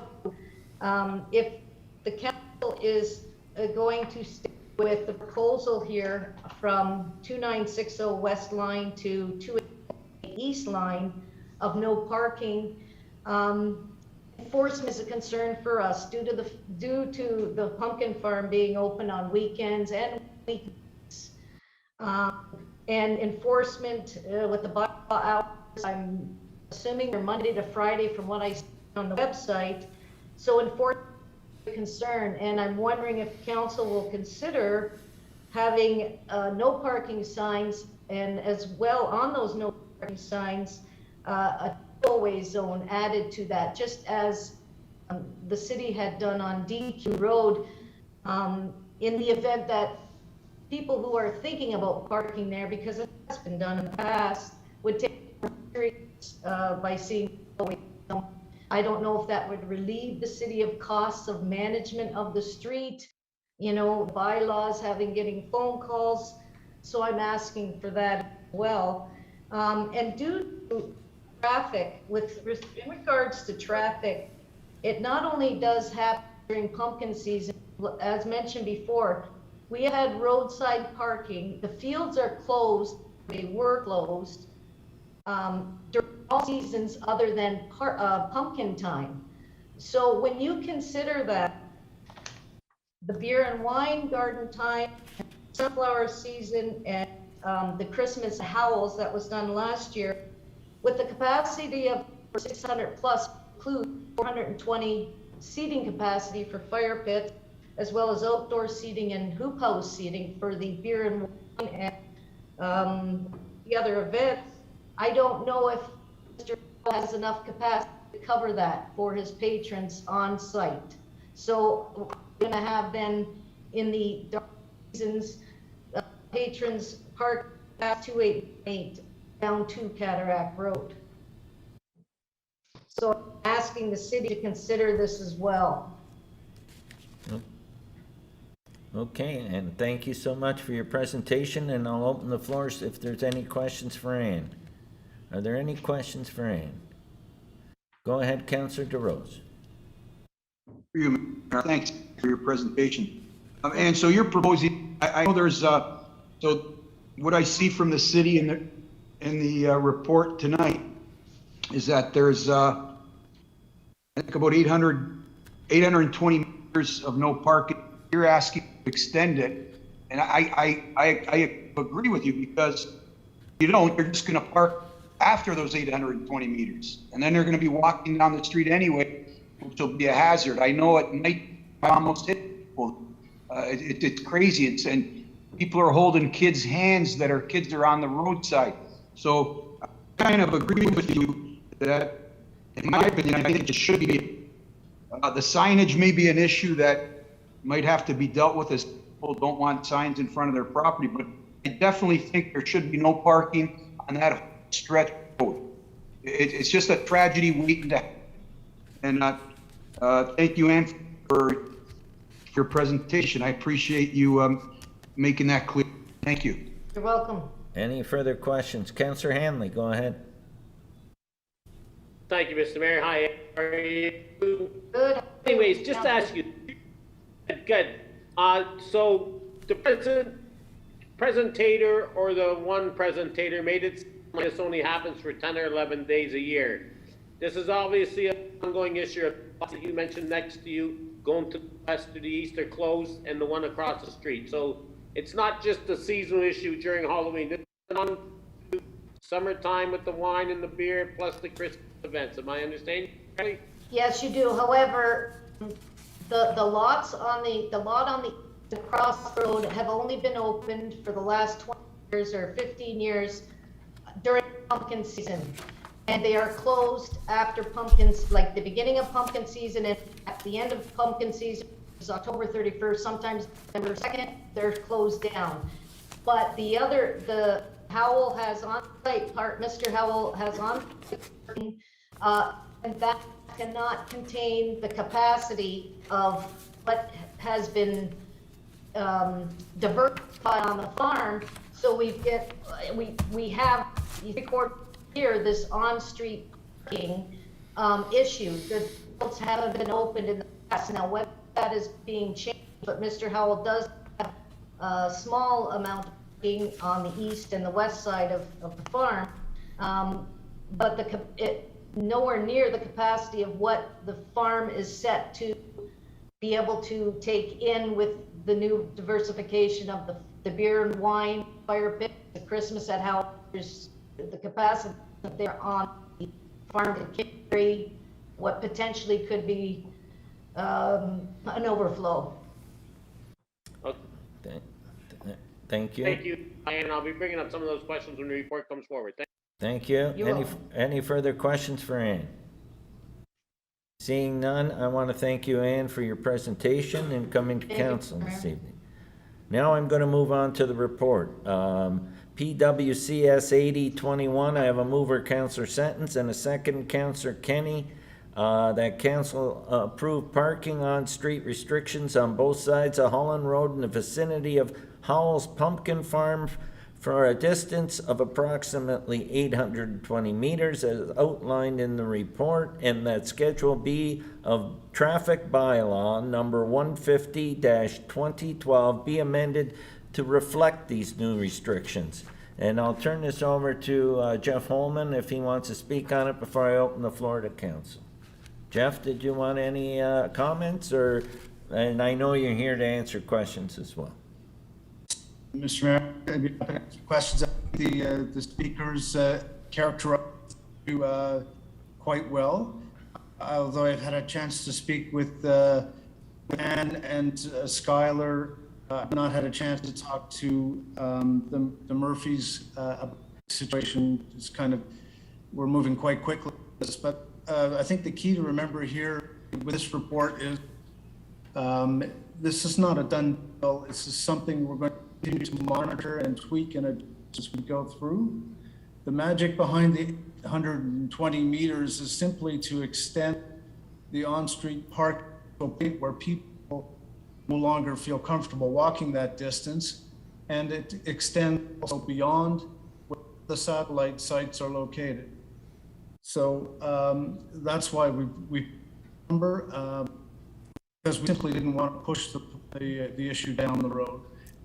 And finally, if I, the whole issue here is to make the way safe.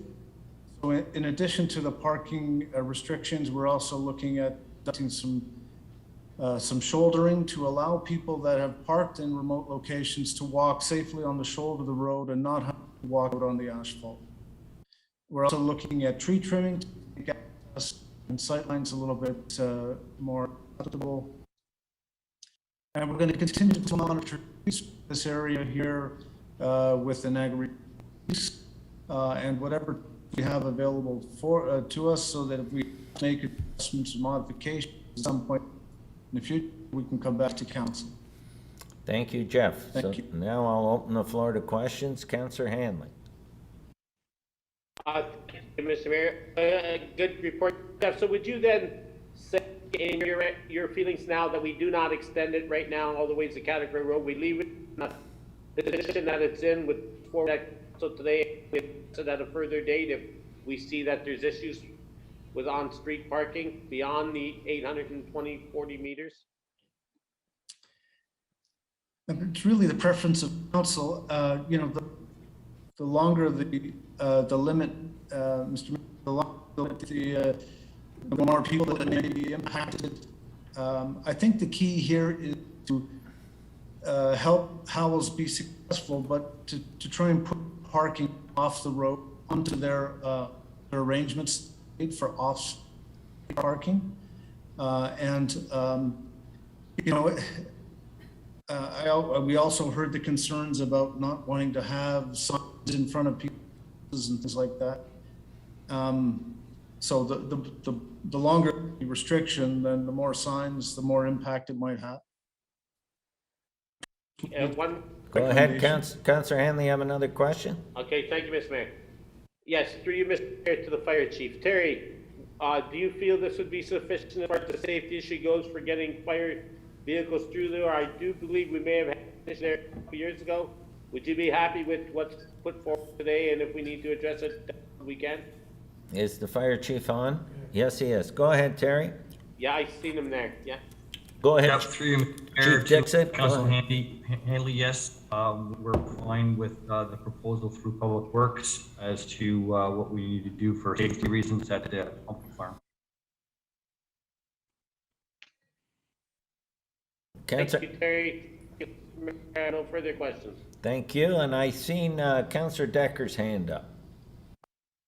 Thank you, Mr. Mayor. I think Jeff answered my question that this perhaps maybe is just a temporary fix for the upcoming season and to keep it safe, and down the road they'll look at something else, or is this going to be permanent and then you're going to look at other recommendations? My understanding, and I'll get our Director of Public Works and Community Services, Jeff, to comment, was that this would be an initial plan, would be monitored, and could be adjusted as needed in the future. Am I right, Jeff? Thanks, Mr. Mayor. Yeah, that's correct. I did ask about the process. We heard that the folks from Howells have their own signs out on the road. Pass a bylaw or amend our traffic bylaw. The restriction in those steps is not defensible in court. We can't issue it. So that's got to be part of the process. If we are going to make some changes at some point in the future, we'll have to come back and change the bylaw, but it's a relatively simple process. Thank you, Mr. Mayor. Okay, I had Councillor Neal. Thank you very much, Mr. Mayor. I guess what we have to take a look at is it's more than just during the season. It's during the summer, and also it's during the winter time too. So we might want to pass what we have tonight, but keep on looking at the bylaw and taking a look at how our bylaw officers, first of all, will be able to handle, because this is all on weekends, not during the week, is how we handle it. I mean, you can have the no parking signs forever, but if you don't have somebody to come along and give a ticket or whatever, they're going to continue parking, whether it's a no parking zone or not. And so I think we have to take a look at it and maybe talk to Howells Pumpkin Farm regarding using their fields for those other events that are happening. And I see that during the winter time it would be, might be, but during the summertime when they have their wine tasting event, is that maybe they can utilize their fields to alleviate what a couple of our presenters have stated, that they don't have parking on their particular property. So I think we have to look at further, and not just ask what we have here tonight. It's a good first step, because past her every day, and even the times that I go past, specifically during pumpkin season, it's very difficult to get down through there. It's almost one lane, you know. So I'm glad we're doing this, but we need to do more. Thank you, Councillor Neal. I had Councillor Sentence.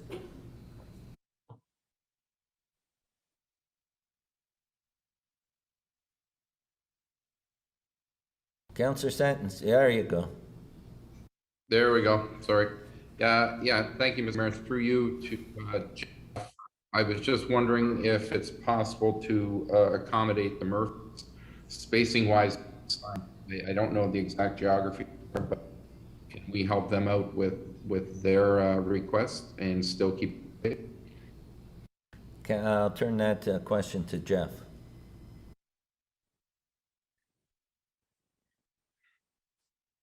Mr. Mayor, I think if you have a look at the attachment to the report, it shows a sketch, approximate dimensions. You see that Murphys are at 2018. If you want, I could try to figure out how to share the screen, but. No, that's okay. If you tell me.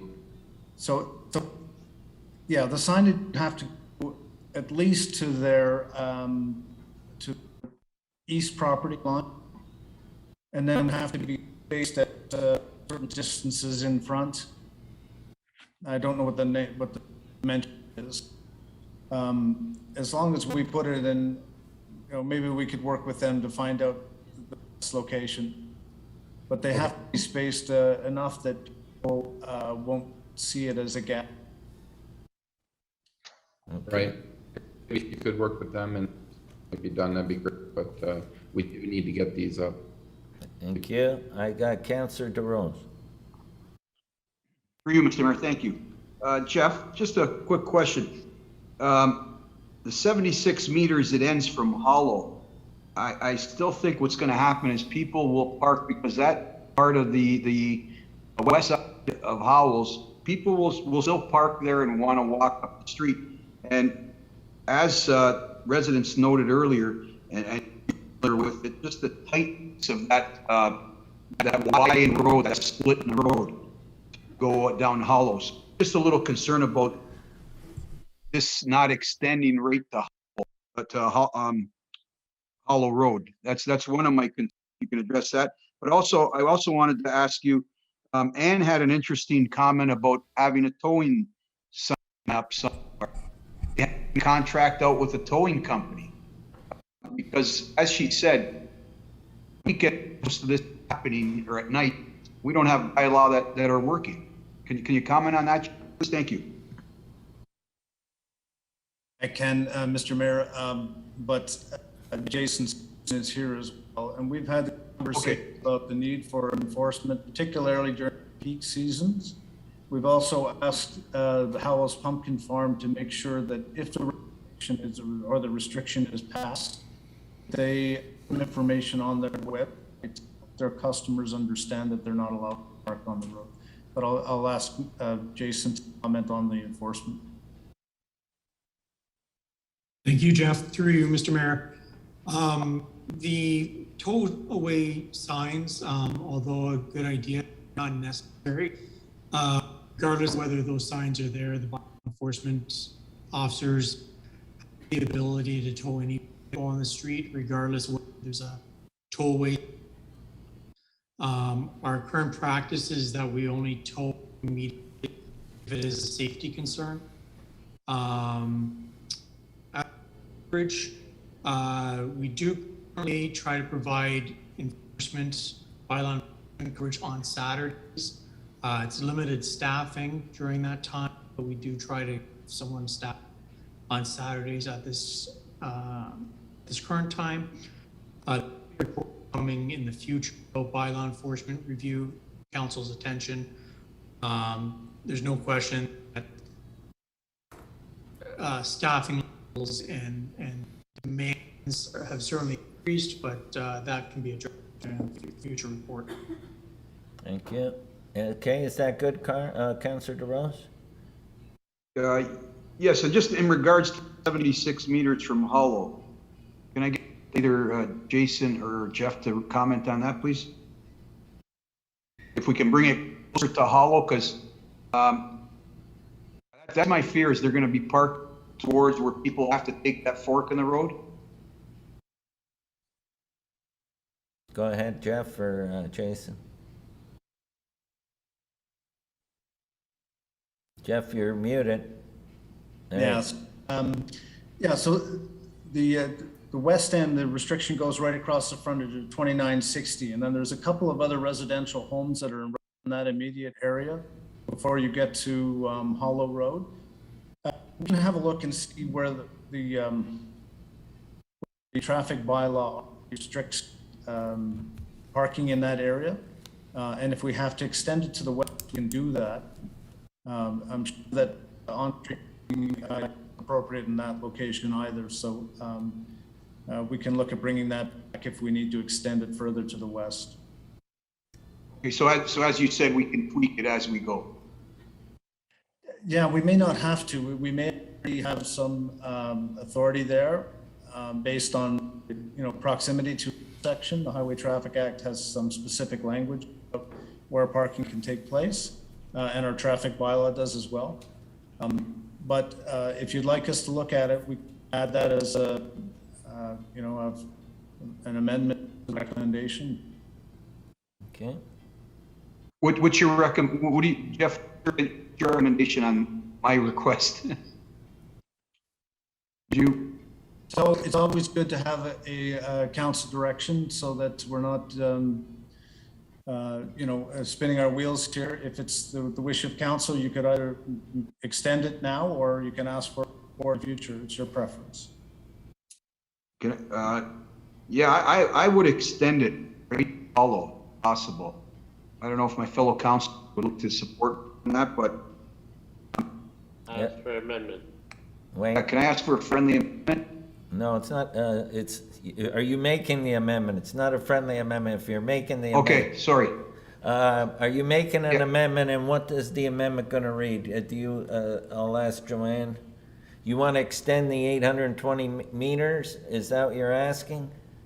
Correct, Mr. Mayor. The 76 meters to Hollow, right in front of that's the schoolhouse, and there's a couple properties there, but yes. So he wants to extend it as it goes, as we travel west, it is a lot more dangerous. So you want to extend the no parking west to Hollow, am I correct? Correct, Mr. Do you have a seconder for that? Councillor Neal, okay? So that's the amendment. Is there speakers to the amendment? The amendment. Go ahead, Councillor Neal. Mr. Mayor, I believe, like Councilor Droz just said, the outdoor center is on the one side, and I believe we own the property on the other side in that, so it would be very easy to extend it down to Hollow Road without any problem. Okay, so that's the amendment, and is there speakers right now to the amendment? And then we'll go back to the full motion. Go ahead, Councillor Kenny. I don't agree with the amendment for the simple reason that I saw on DQ Road, put parking signs there. All that happens is people park at the C courthouse, parking past the Laura C courthouse. People are going to walk with 820 meters or 920 meters. They're going to walk. So if staff recommended the 820, I'll go with that. But can I comment on the whole issue or not yet? You can comment. We're on the amendment right now. We're talking on the amendment. Okay, I want to comment before we vote, that's all. On the amendment. We're going to vote the amendment first, and then we'll go back to the full motion. Anyone else want to speak on the amendment? The amendment is to extend the no parking zone to Hollow Road. Am I correct? And we had a seconder, Councillor Neal. Did you want to speak to that, Councillor Hanlon? We're speaking to the amendment. Yes, I just wanted to note just what Council, I don't know if we actually own the property across the street where Station 4 used to be. I believe that's privately owned. We used to lease that land, or it was $1 donation every, just to make that clear. Okay, thank you. Councillor, Chief Dixon, did you want to speak on that? I seen you been nodding your head there. No, that's good, Mayor. But Councilor Henry is correct. It belongs to the Hignall family now. Okay. Okay, so the amendment on the amendment is, do you have that? That we extend the distance to Hollow Road, west to Hollow Road. Okay, that's the amendment on the floor, seconded by Councillor Neal, moved by Councillor Thorold. Any further speakers on that? All those in favor? Opposed? That is carried. Now we're back to the main motion, the amended motion. And speakers, we're back speaking on the whole motion. Anyone else? Go ahead, Councillor Kenny. Yeah, just a question for Jeff. Like if somebody owns a area or a reception hall like Club Capri or whatever, they have to have so many parking spots. These people don't have to follow any guidelines in particular for that? I can't answer that question. I could turn that over to Jeff or to Jason or Paul. Paul's there now.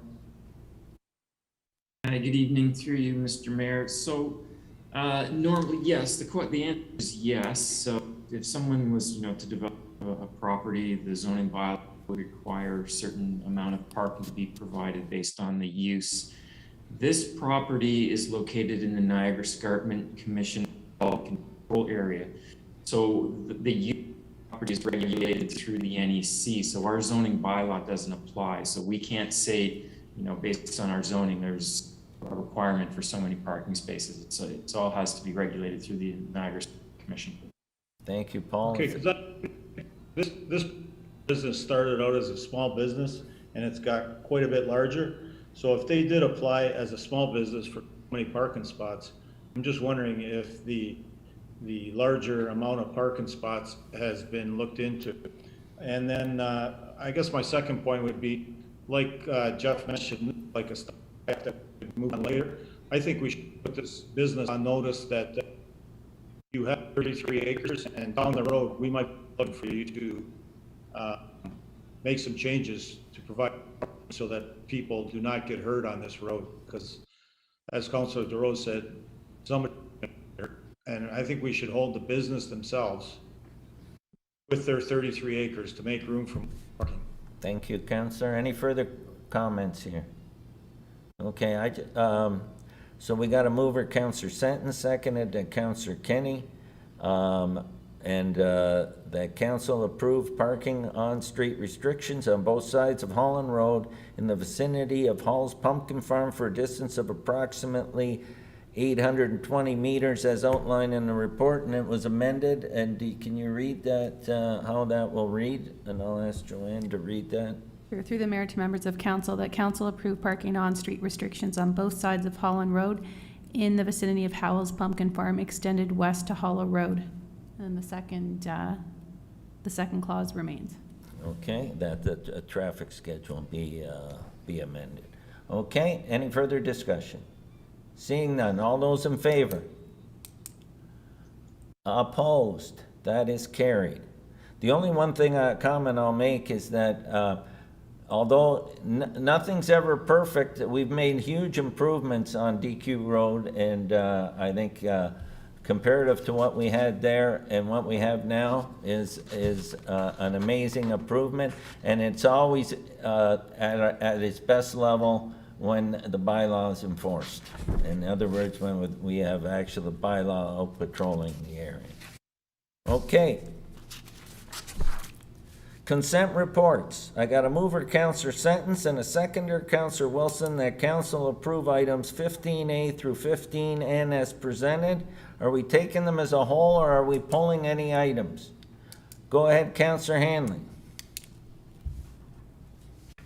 Yes, item I and item N, please.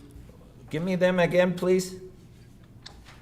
Item I, COVID-19 vaccination, and item N, council correspondence, And in the council correspondence section, it would be the correspondence in relation to Niagara Region COVID-19 vaccination policy update. Okay, that's, and what did you have, Councillor Kenny?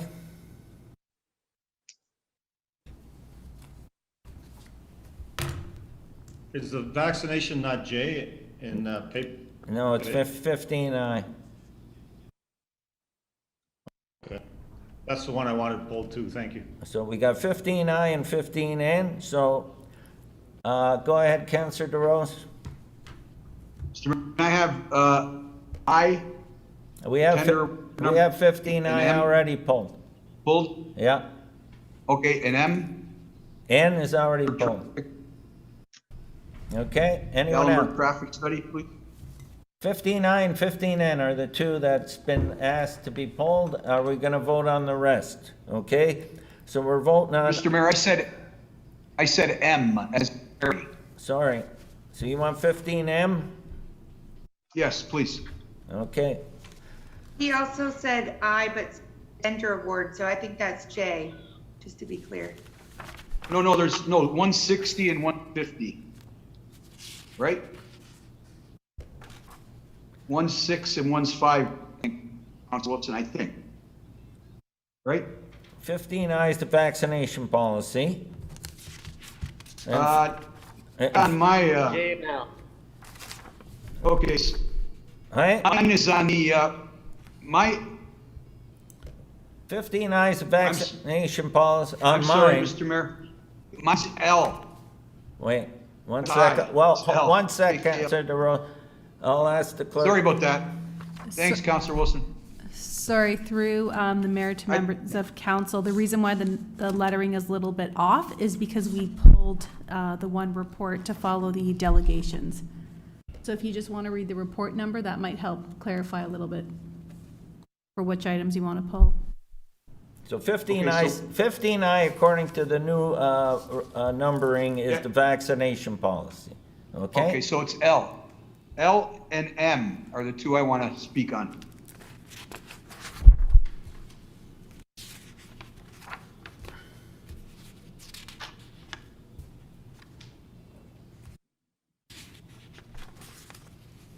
The generator? L, and M is Ellenberg traffic study? Correct. Okay. Thank you. Sorry about that. No, that's fine. We're gonna get it right. And Councillor Hanley, you had I and N, correct? Yes. Anyone else? Okay. So we're gonna start by passing 15A, 15B, 15C, 15D, 15E, 15F, 15G, 15H, 15J, 15K. Okay? And I had a mover, Councillor Sentence, and a seconder, Councillor Wilson. All those in favor? Opposed, that's carried. Okay, so now we'll go through them in order and we'll get to 15I, COVID vaccination policy, status update, Chief Administrative Officer. I'll turn this over to Manoj. Thank you, Mr. Mayor. The recommendations are that Council authorize the CEO to develop a COVID-19 vaccination policy for staff, council-approved committees and boards, and that Council delegate the authority to the CEO to implement and update the policy as required. Thank you. Okay, and I will turn that over for questions. Councillor Hanley, you're up. Just in regards to that report, would it be the city's intention that we follow what is in a council correspondence, the Niagara region in regards to vaccination policy update? The policy update, and I just want to say that staff be directed to develop and implement a policy in any required procedures to require all regional employees to be fully vaccinated against COVID-19 at the earliest opportunity, subject to and in compliance with any applicable legal directives and requirements, including but not limited to applicable human rights obligations, accommodation of employees legally entitled to accommodation. The reason I want to bring it up, I just want to let council be aware, and staff can research this if they want to, but the Supreme Court of Canada has already ruled that any medical treatment, including vaccination without the informed consent of the individual, is unconstitutional. If your employment is already away, it is illegal for an employer to impose a new condition not included in the contract. If you terminate your employment as a result of your decision to refuse this experimental medical treatment, they could be liable for wrongful dismissal or other contract obligations. It is the view of the constitutional right that mandatory vaccination in all employment contexts is illegal, unconstitutional, and unenforceable. If your employment, enrollment, or service is illegally terminated because of your unwillingness to accept the injection, you are advised to sue for wrongful dismissal or violation of the contract. I bring that up, Mr. Mayor, because Paco Galati, who is a constitutional lawyer, he's actually stated we have to stop thinking about getting an exemption to having our constitutional rights violated. Councillor. And I want to make sure that council's aware that we actually held responsible for ourselves, because, and if you don't believe, I'm reading from a constitutional lawyer's website. So I'm wanting to assure council that when this policy comes forward and we pass it, that you know what your responsibility as a councillor for mandating a vaccine violating common law, statutory, and constitutional rights. Just wanted to make that clear, Mr. Mayor. Thank you, Councillor Hanley. Because I myself as a council just want to make that. So if we're going to make a policy, we need to make it in cohesion with region of Niagara, and no constitutional rights are taken away from citizens or employees or employees. Councillor Hanley, I'll turn that over to CAO to answer your question that you asked, okay? Thank you, Mr. Mayor. As outlined in the report, the intention is that the policy will be consistent across all Niagara municipalities and aligned with the Niagara region.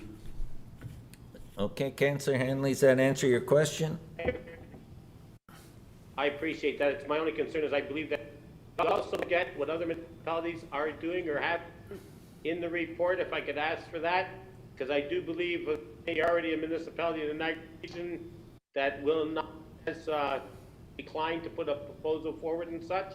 Will we get that from municipalities, what other municipalities are doing? Because no one's passed anything yet, I can tell you that in the Niagara region. In your report, he wants to know what other municipalities in the region are doing. Yeah, through you, Mr. Mayor, as outlined in this report that is in front of council, that all the area CEOs, they have been meeting weekly, and the intent is that throughout Niagara, we are consistent and follow the direction or align ourselves with Niagara region. So that's the intent here as well. Thank you. Okay, because I want to just make one thing clear. Mandates, laws, and council to be. Thank you, Councillor Hanley. Councillor Sentence.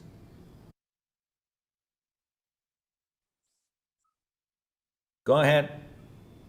Thank you, Mr. Mayor. Through you, I just, to the CAO, I believe I read in there, and my concern is if employees don't want to do it, that they're going to be out of work. I don't think it's right, but I think I read in there that there's kind of options that they can get tested regularly.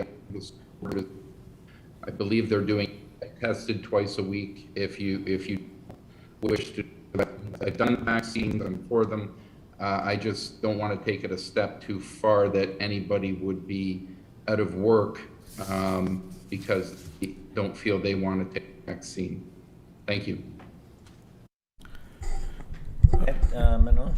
Through you, Mr. Mayor, to Councillor Sentence, there will be accommodation for medical reasons and also for human rights. So those accommodations will be there in the policy. Thank you. Councillor Kenny.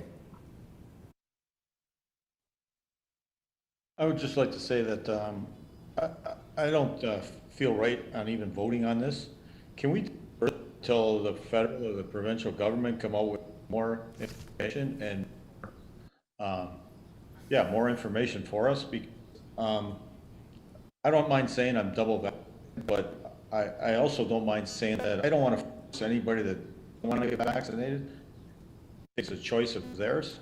Can we just defer this for a little bit of time until we find out where the federal government's sitting on this, and they're the one, the they're the scientists and everything.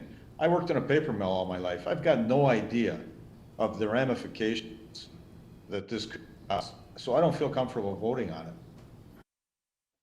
Can I abstain from the vote, or can we hold this vote up? First of all, you can't defer the vote. You can't defer the vote because you spoke on, if you want to defer something, you have to defer it, and there's no debate, but you didn't, you've spoken on it, so I'm going to turn this over to our CEO. So, if we do vote on it, I can abstain? An abstain vote is a no vote, just so you know that. Through Mr. Mayor to councillors, is that this is, it's up to the council to decide whether they want to defer it, they want to not pass this report or approve it. That's solely up to them. What we are trying to do is we are trying to be consistent with other municipalities in the region, and it's a dynamic process.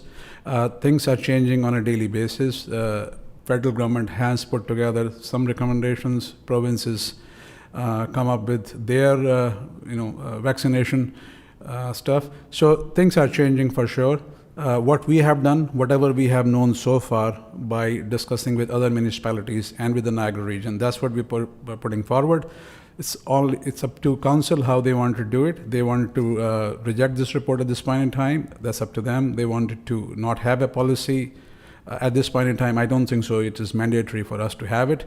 The only thing that has been mandated at this point in time is to have a policy for people who deal with high-risk individuals, and that's what is mandated, and that has to be applicable as of September 7th, which is today. We don't have any user group that is dealing with high-risk individuals, so certainly if council decides to defer it or not pass it, certainly that discretion. Thank you.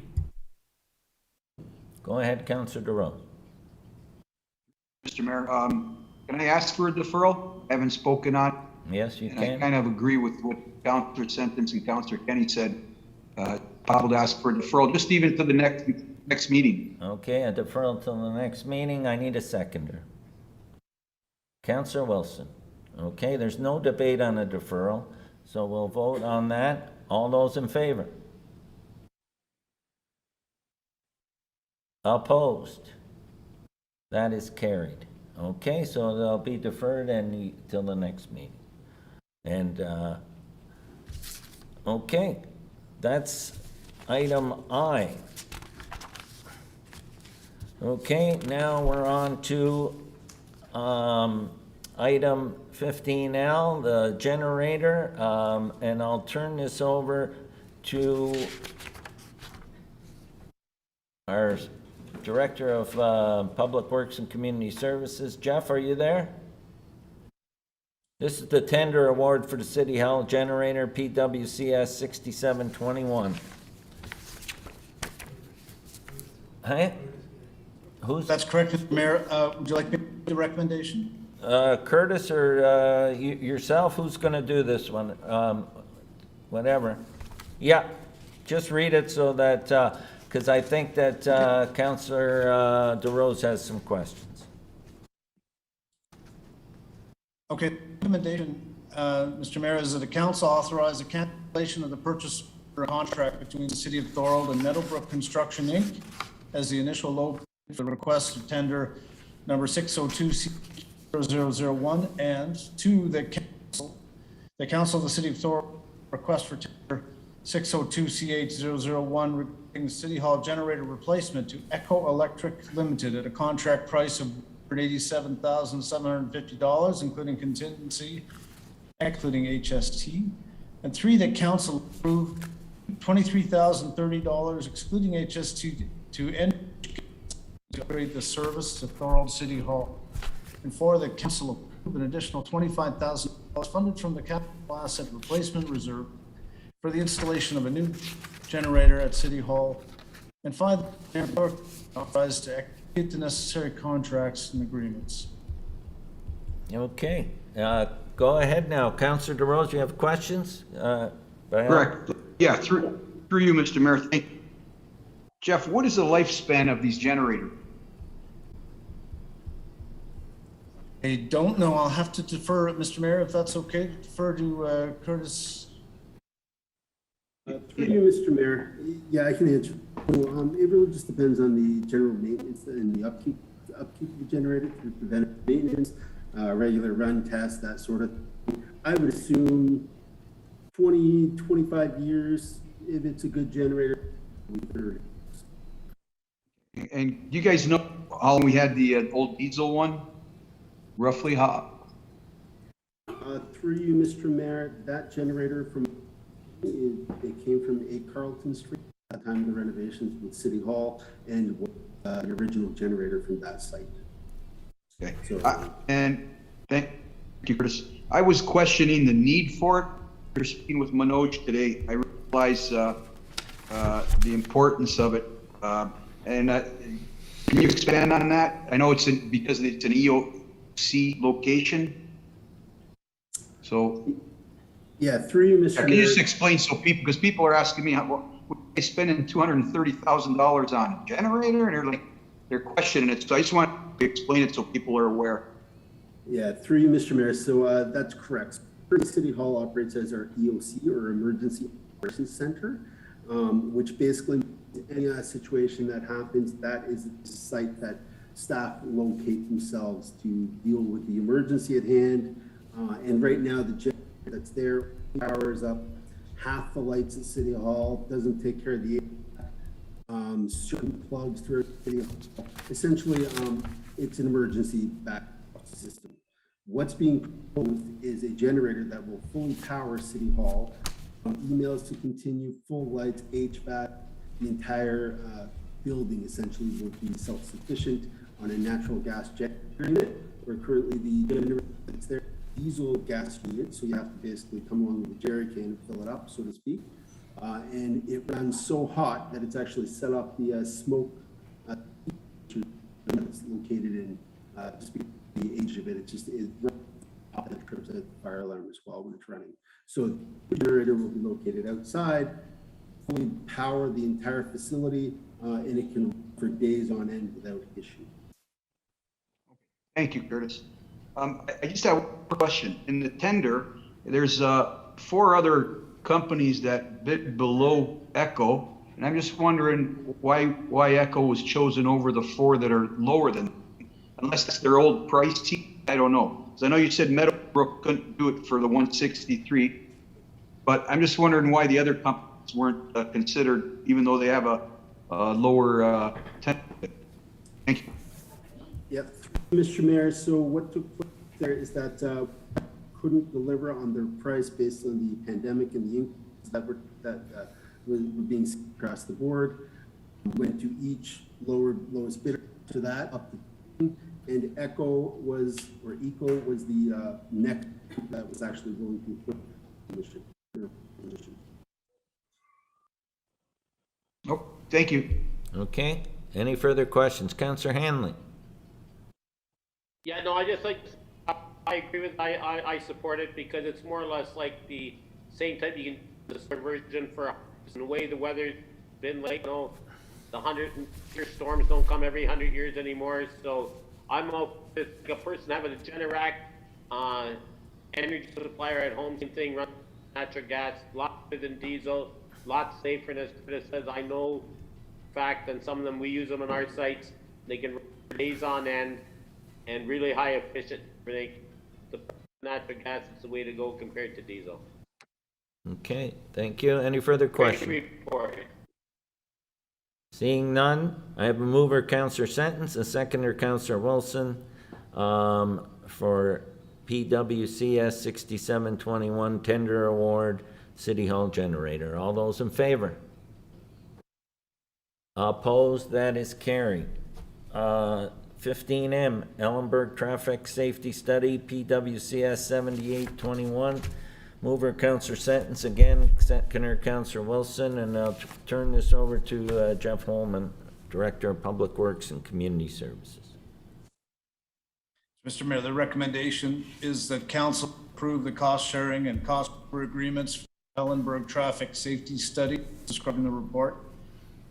Two, that funding for the budget overrun, in the amount of $36,528, city's share of this project be funded from the Capital Asset Transportation Reserve. And three, that the mayor and clerk be authorized to execute all necessary agreements. Okay, and Councillor DeRose, you had a question on this? I can't hear you. Councillor DeRose, you're muted. Thank you, Mr. Mayor. I'm looking at my other screen here, my e-scribe screen. Mayor, thank you. Jeff, the one thing that caught my eye, and I'm just wondering, CN Rail is requesting, because people are complaining about the train whistle, so they're requesting a train whistle study for 15,000 plus 8. Doesn't CN have this issue in other communities, and do have information whether it'd be safe to stop the whistles without having to spend 15,000 to come up with a report? Jeff, go ahead. Or is there any way around it? I'm just thinking, I hate spending $15 whether on a whistle report, whistle study. Yeah, Mr. Mayor, so do I. Unfortunately, that's one of the requirements that imposed by CN and Transport Canada. There has to be a professional engineer, the third party, determine whether or not there's appropriate sight lines, the signage, and enough room between things so that it is. Unfortunately, it's something that we have to do if we want to consider to have a train whistle stop. Okay. No, I understand. It's frustrating, but I understand you have to do it. Okay. One more. We do a cost sharing agreement. There's $6,000 in city staff internal costs. Shouldn't that be shared with the other parties also, or is not common? I'm looking at this internal cost of $6,000, and we, taxpayers, we pay for it, and don't understand the cost sharing to be the trees. Thank you. Mr. Question. I think what we were able to do was to get the consultants to agree to share on the cost of a consultant service. The staff costs are something that we would normally be involved with in the review of both developments. And if this project wasn't, if we weren't dealing with it now, it would certainly be a request that we had coming forward at 2022 budget, would cost. So, appreciate your comment about it, but typically staff costs aren't something that we share. Okay, thank you, Jeff. Councillor Sentence. Yeah, thank you, Mr. Mayor, to Jeff and Sean. Good report. Looking forward to it. I know I've pestered you guys enough. Appreciate it, and so do the people in it. So great. I'll be supporting this. Thank you. Thank you. Any further questions? Seeing none, I had a mover, Councillor Sentence, and a seconder, Councillor Wilson, that Ellenberg Traffic Safety Study, PWCS 7821. All those in favor? Opposed? That is carried. And council correspondence, moved by Councillor Sentence, seconded by Councillor Wilson, that council receive and file the items listed in the city clerk's report. Councillor Hanley, your question was answered. Am I correct? Councillor Hanley, your question was answered? Yeah. Okay. All those in favor? Opposed? That is carried. Discussion reports. Lakeview Cemetery Office, HVAC repairs, plexiglass barrier, Public Works and Community Services, 77-21, moved by Councillor Neal and seconded by Councillor Kenny. And who's doing this, Jeff or Curtis? Jeff? can get this out. Thank you, Mr. Mayor. The recommendation is the council be advised of the needed repairs to the HVAC system and the installation of plexiglass barrier at the cemetery office. $4,450.25 excluding HS and $1,336 including HST respectively. And two, that funding for each of these projects be allocated from the cemetery general reserve 50% and the mausoleum general reserve 50%. Thank you. Jeff, any questions? Go ahead, Councillor Kenny. Yeah, I agree we have to do it. I'm just wondering, why wouldn't the money come from, like, money we got from the government, COVID? Because that's why we're doing this, right? Why wouldn't you take that? I know we didn't spend it all last year, so why wouldn't we take it out of that instead of one of our reserves? I'll turn that question over to Maria Morrow, our Director of Finance. Through you, Mr. Mayor, unfortunately, the grants are limited to. She's froze.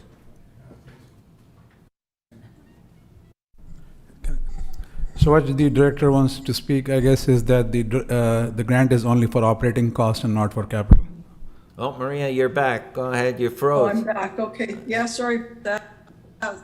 As indicated by the CAO, it is only for operating expenditures. And since this would be considered a capital expense, we can't use the grant towards it. Thank you. Any further questions? Does that answer your question, Councillor Kenny? Okay, any further questions? Seeing none, all those in favor? Opposed, that is carried. 16B, Port Robinson AODA washroom renovation additional cost, PWCS 7921. I have a mover, Councillor Hanley, and a seconder, Councillor Sentence, and I'll turn this over to Jeff or Curtis. Curtis, Thanks. Yeah, go ahead. Thanks, Mr. Mayor. The recommendation is that council approve additional funding in the amount of $15,000 in contingency and excluding HSC from the municipal building reserves and award to Stop Construction Niagara Inc. to correct base deficiencies found during AODA compliance renovations at the Port Robinson Community Center. Okay, any questions on that? Seeing none, all those in favor? Opposed, that is carried. Lynn Crescent Emergency Road and Drainage Repairs, Public Works and Community Services, 7121. Mover, Councillor Decker, seconder, Councillor DeRose, and again, I'll turn this over to our Director of Public Works and Community Services, Jeff Holman. Thank you, Mr. Mayor. The recommendation is that council authorize staff to proceed with emergency road and repairs on Lynn Crescent as identified in this report. And that council award the construction contract to Rankin Construction, Inc., the amount of $171,865, including contingency and excluding HST. And three, that funding for this project be allocated from the storm sewer repair citywide project and the Canada Community Building Fund. And four, that mayor and clerk be authorized to execute the necessary contracts. Any questions on this report? Seeing none, all those, I had a mover, Councillor Decker, and a seconder, Councillor DeRose. All those in favor?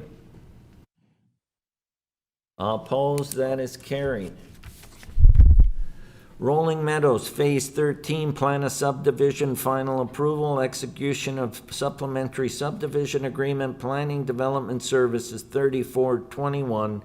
Mover, Councillor Sentence, and seconder, Councillor Wilson, and I'll turn this over to, who's doing this report? Bryn, are you doing it? Go ahead. You're Bryn O'Neill, Senior Planner. Thank you, Mr. Mayor. So this report regarding Phase 13 of the Rolling Meadows subdivision, the execution of the supplementary subdivision agreement.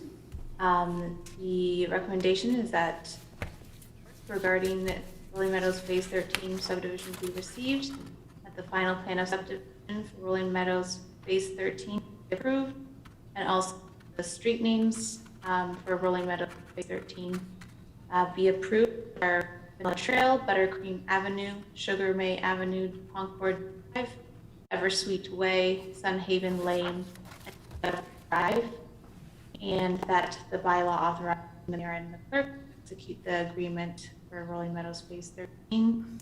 Approved. And I open the floor for any questions for Bryn. Go ahead, Councillor Kenny. Yeah, just the street names. I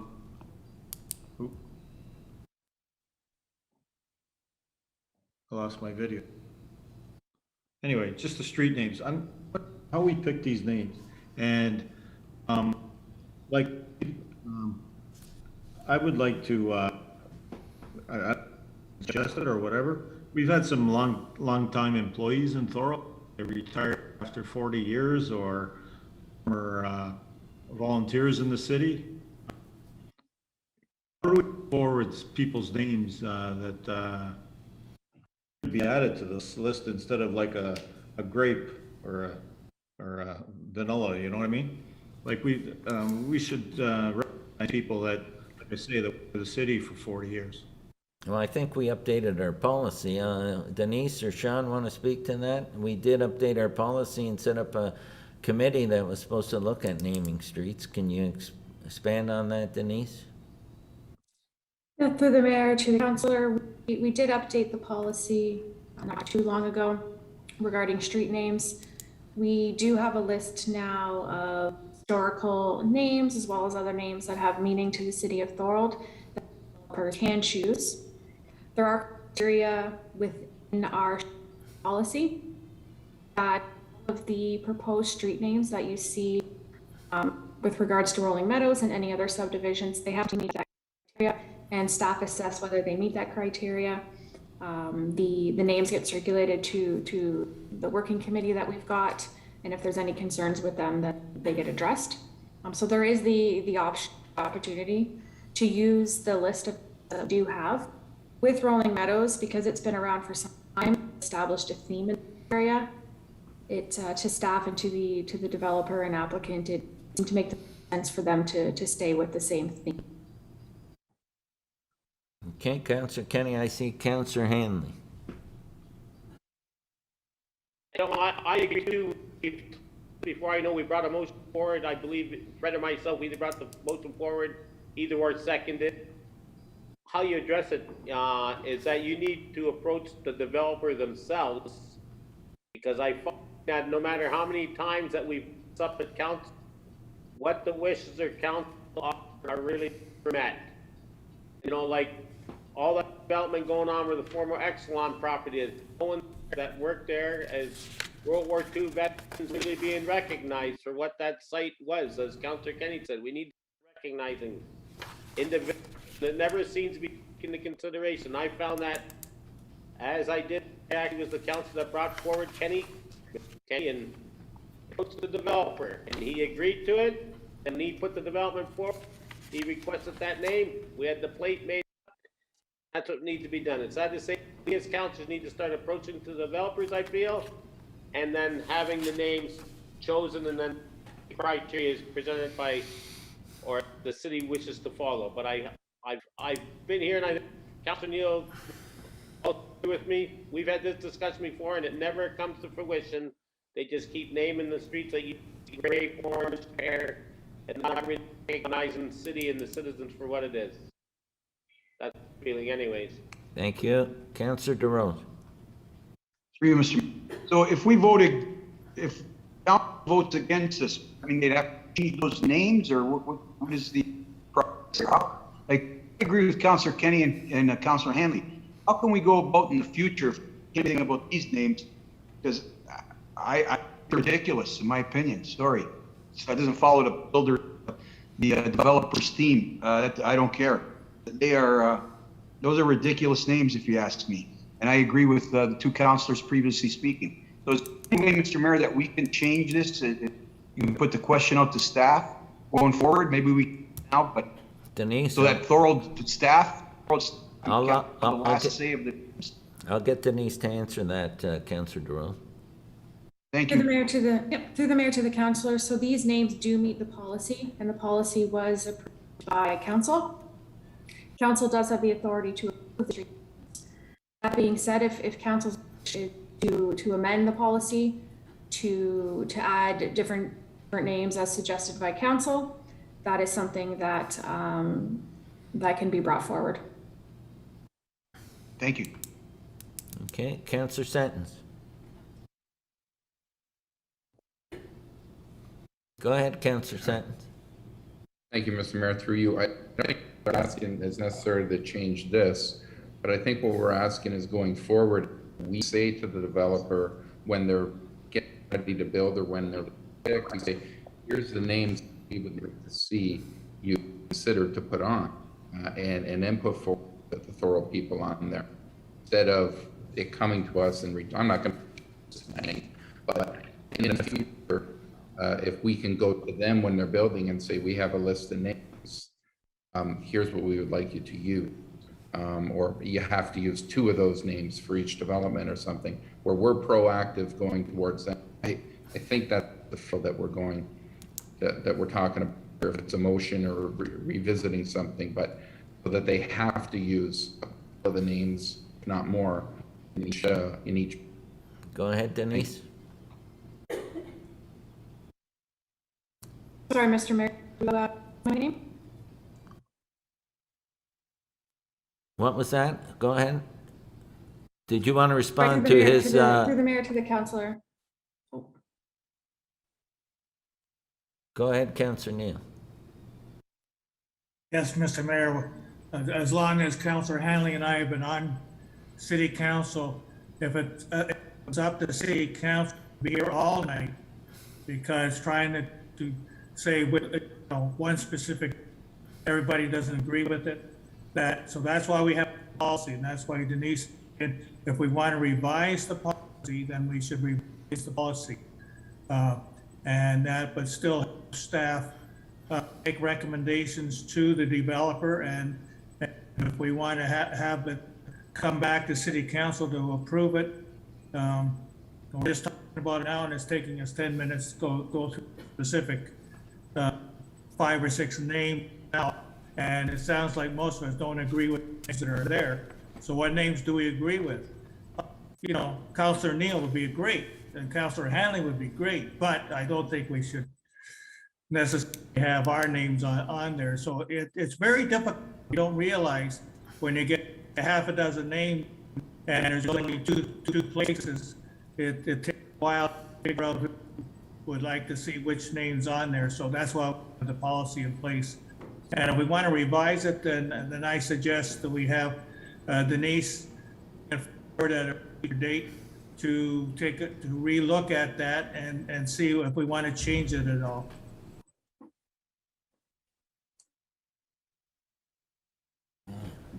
Okay, go ahead, Councillor Wilson. Thank you, Mayor.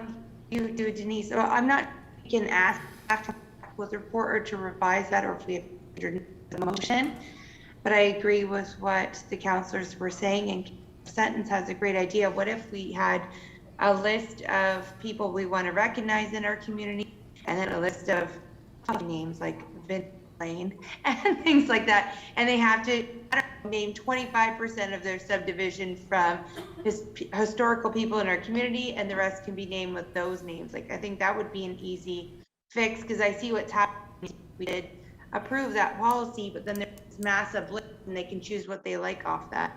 So they pick a theme to make it easier for them. That makes sense to me. But if we say 25% or whatever that percentage is should be historic to our community, then I think that's key for people to incorporate that. So, Mr. Mayor, my question is, can we ask staff to bring back a report at this point? Well, I think that what Councillor Sentence was saying for future to do that. Am I correct, Councillor Sentence? I'm not rejecting this tonight. I know I'm not talking about this, but in the future, exactly what Councilor said, have a policy, if it's got to come back, that goes forward, and you have to pick a couple of our Thorold names in your proposal. These giant subdivisions, I don't think it's too much to ask to have, Thorold people recognized in them. So I would say in the future, if a report could come back or something could come back to us, would help us mandate picking names other than these. I didn't mean tonight to reject for this tonight, but in the future, I think it should be mandated that those names are in it. So I think Denise, what he's saying is we got a list and you've been working with the committee, but we want some of those names instituted in future development. We don't want just a list where they say, here's a list we have. We want those lists to actually be utilized and some of those names used in developments. Am I correct that that's what you're trying to say?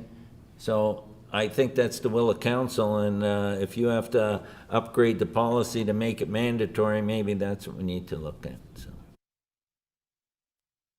because I do agree, we go through all that work and we try and honor our past, and we want to see some of those names used, absolutely. So, Mr. Mayor, what I was asking, we have to put a motion for staff to come back with that revised policy or to revise the policy?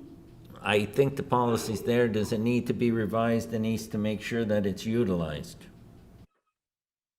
Through the mayor and through the councilor, yes, the policy as it speaks now, it does speak to the list of names that we have, and those list of names are historical names. But based on the criteria, the developer is allowed to put forward names that are within. So that seems to be what is taking place. They're putting names forward that follow a theme. In order to implement requiring them to use the list, we need to amend that policy.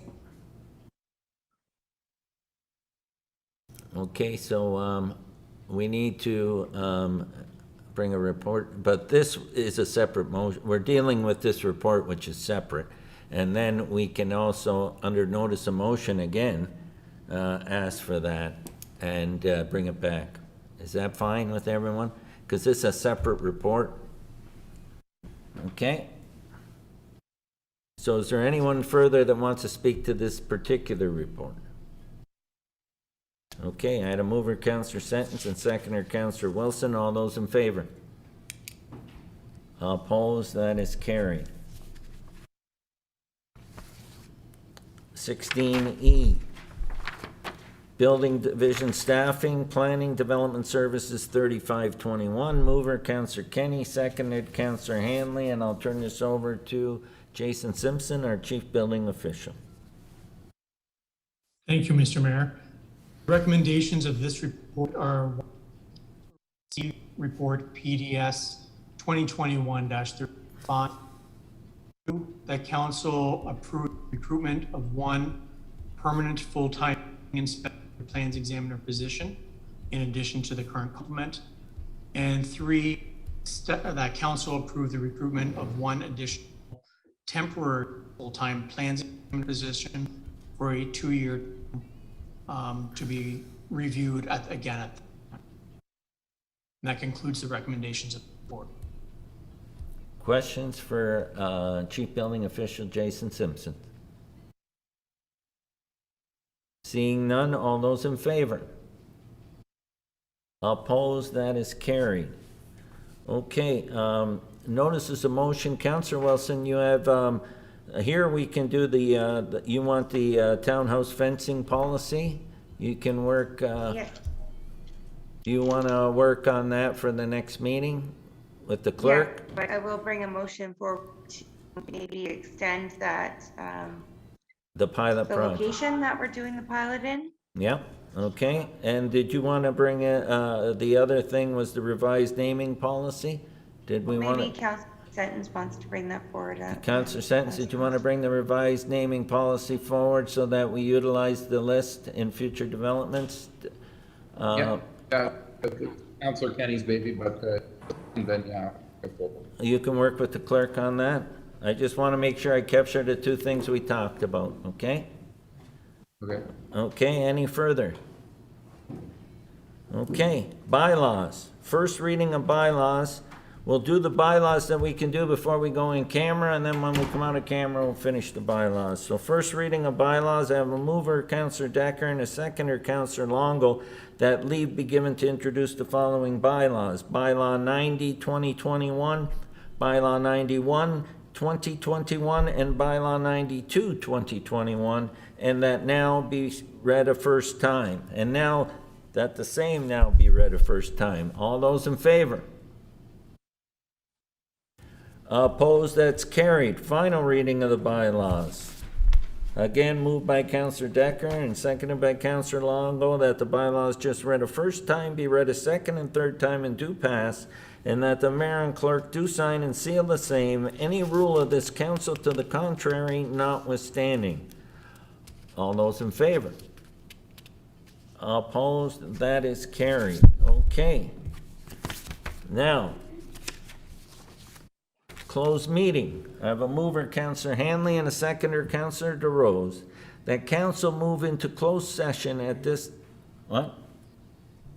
Sorry, through the mayor to members of council, we're going to Nonprofit Housing Corporation to the next meeting. If that's possible, the lawyer will be available for the next meeting. Okay, so number one will not be on this. Okay.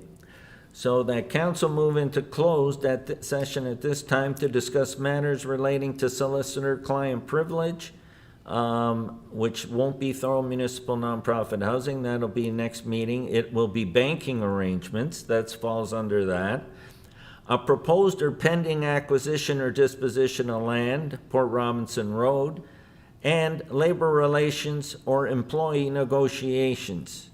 And that is office closure. Those three items, and I need a mover to go into closed session. Oh, I got a mover, sorry, Councillor Hanley and a seconder, Councillor DeRose. All those in favor? Opposed, that is carried. Okay, so we're gonna take a quick break to log back on the closed meeting arrangement, and then we'll get going there. Take 2 minutes. There's something crackling back here all night. So this whole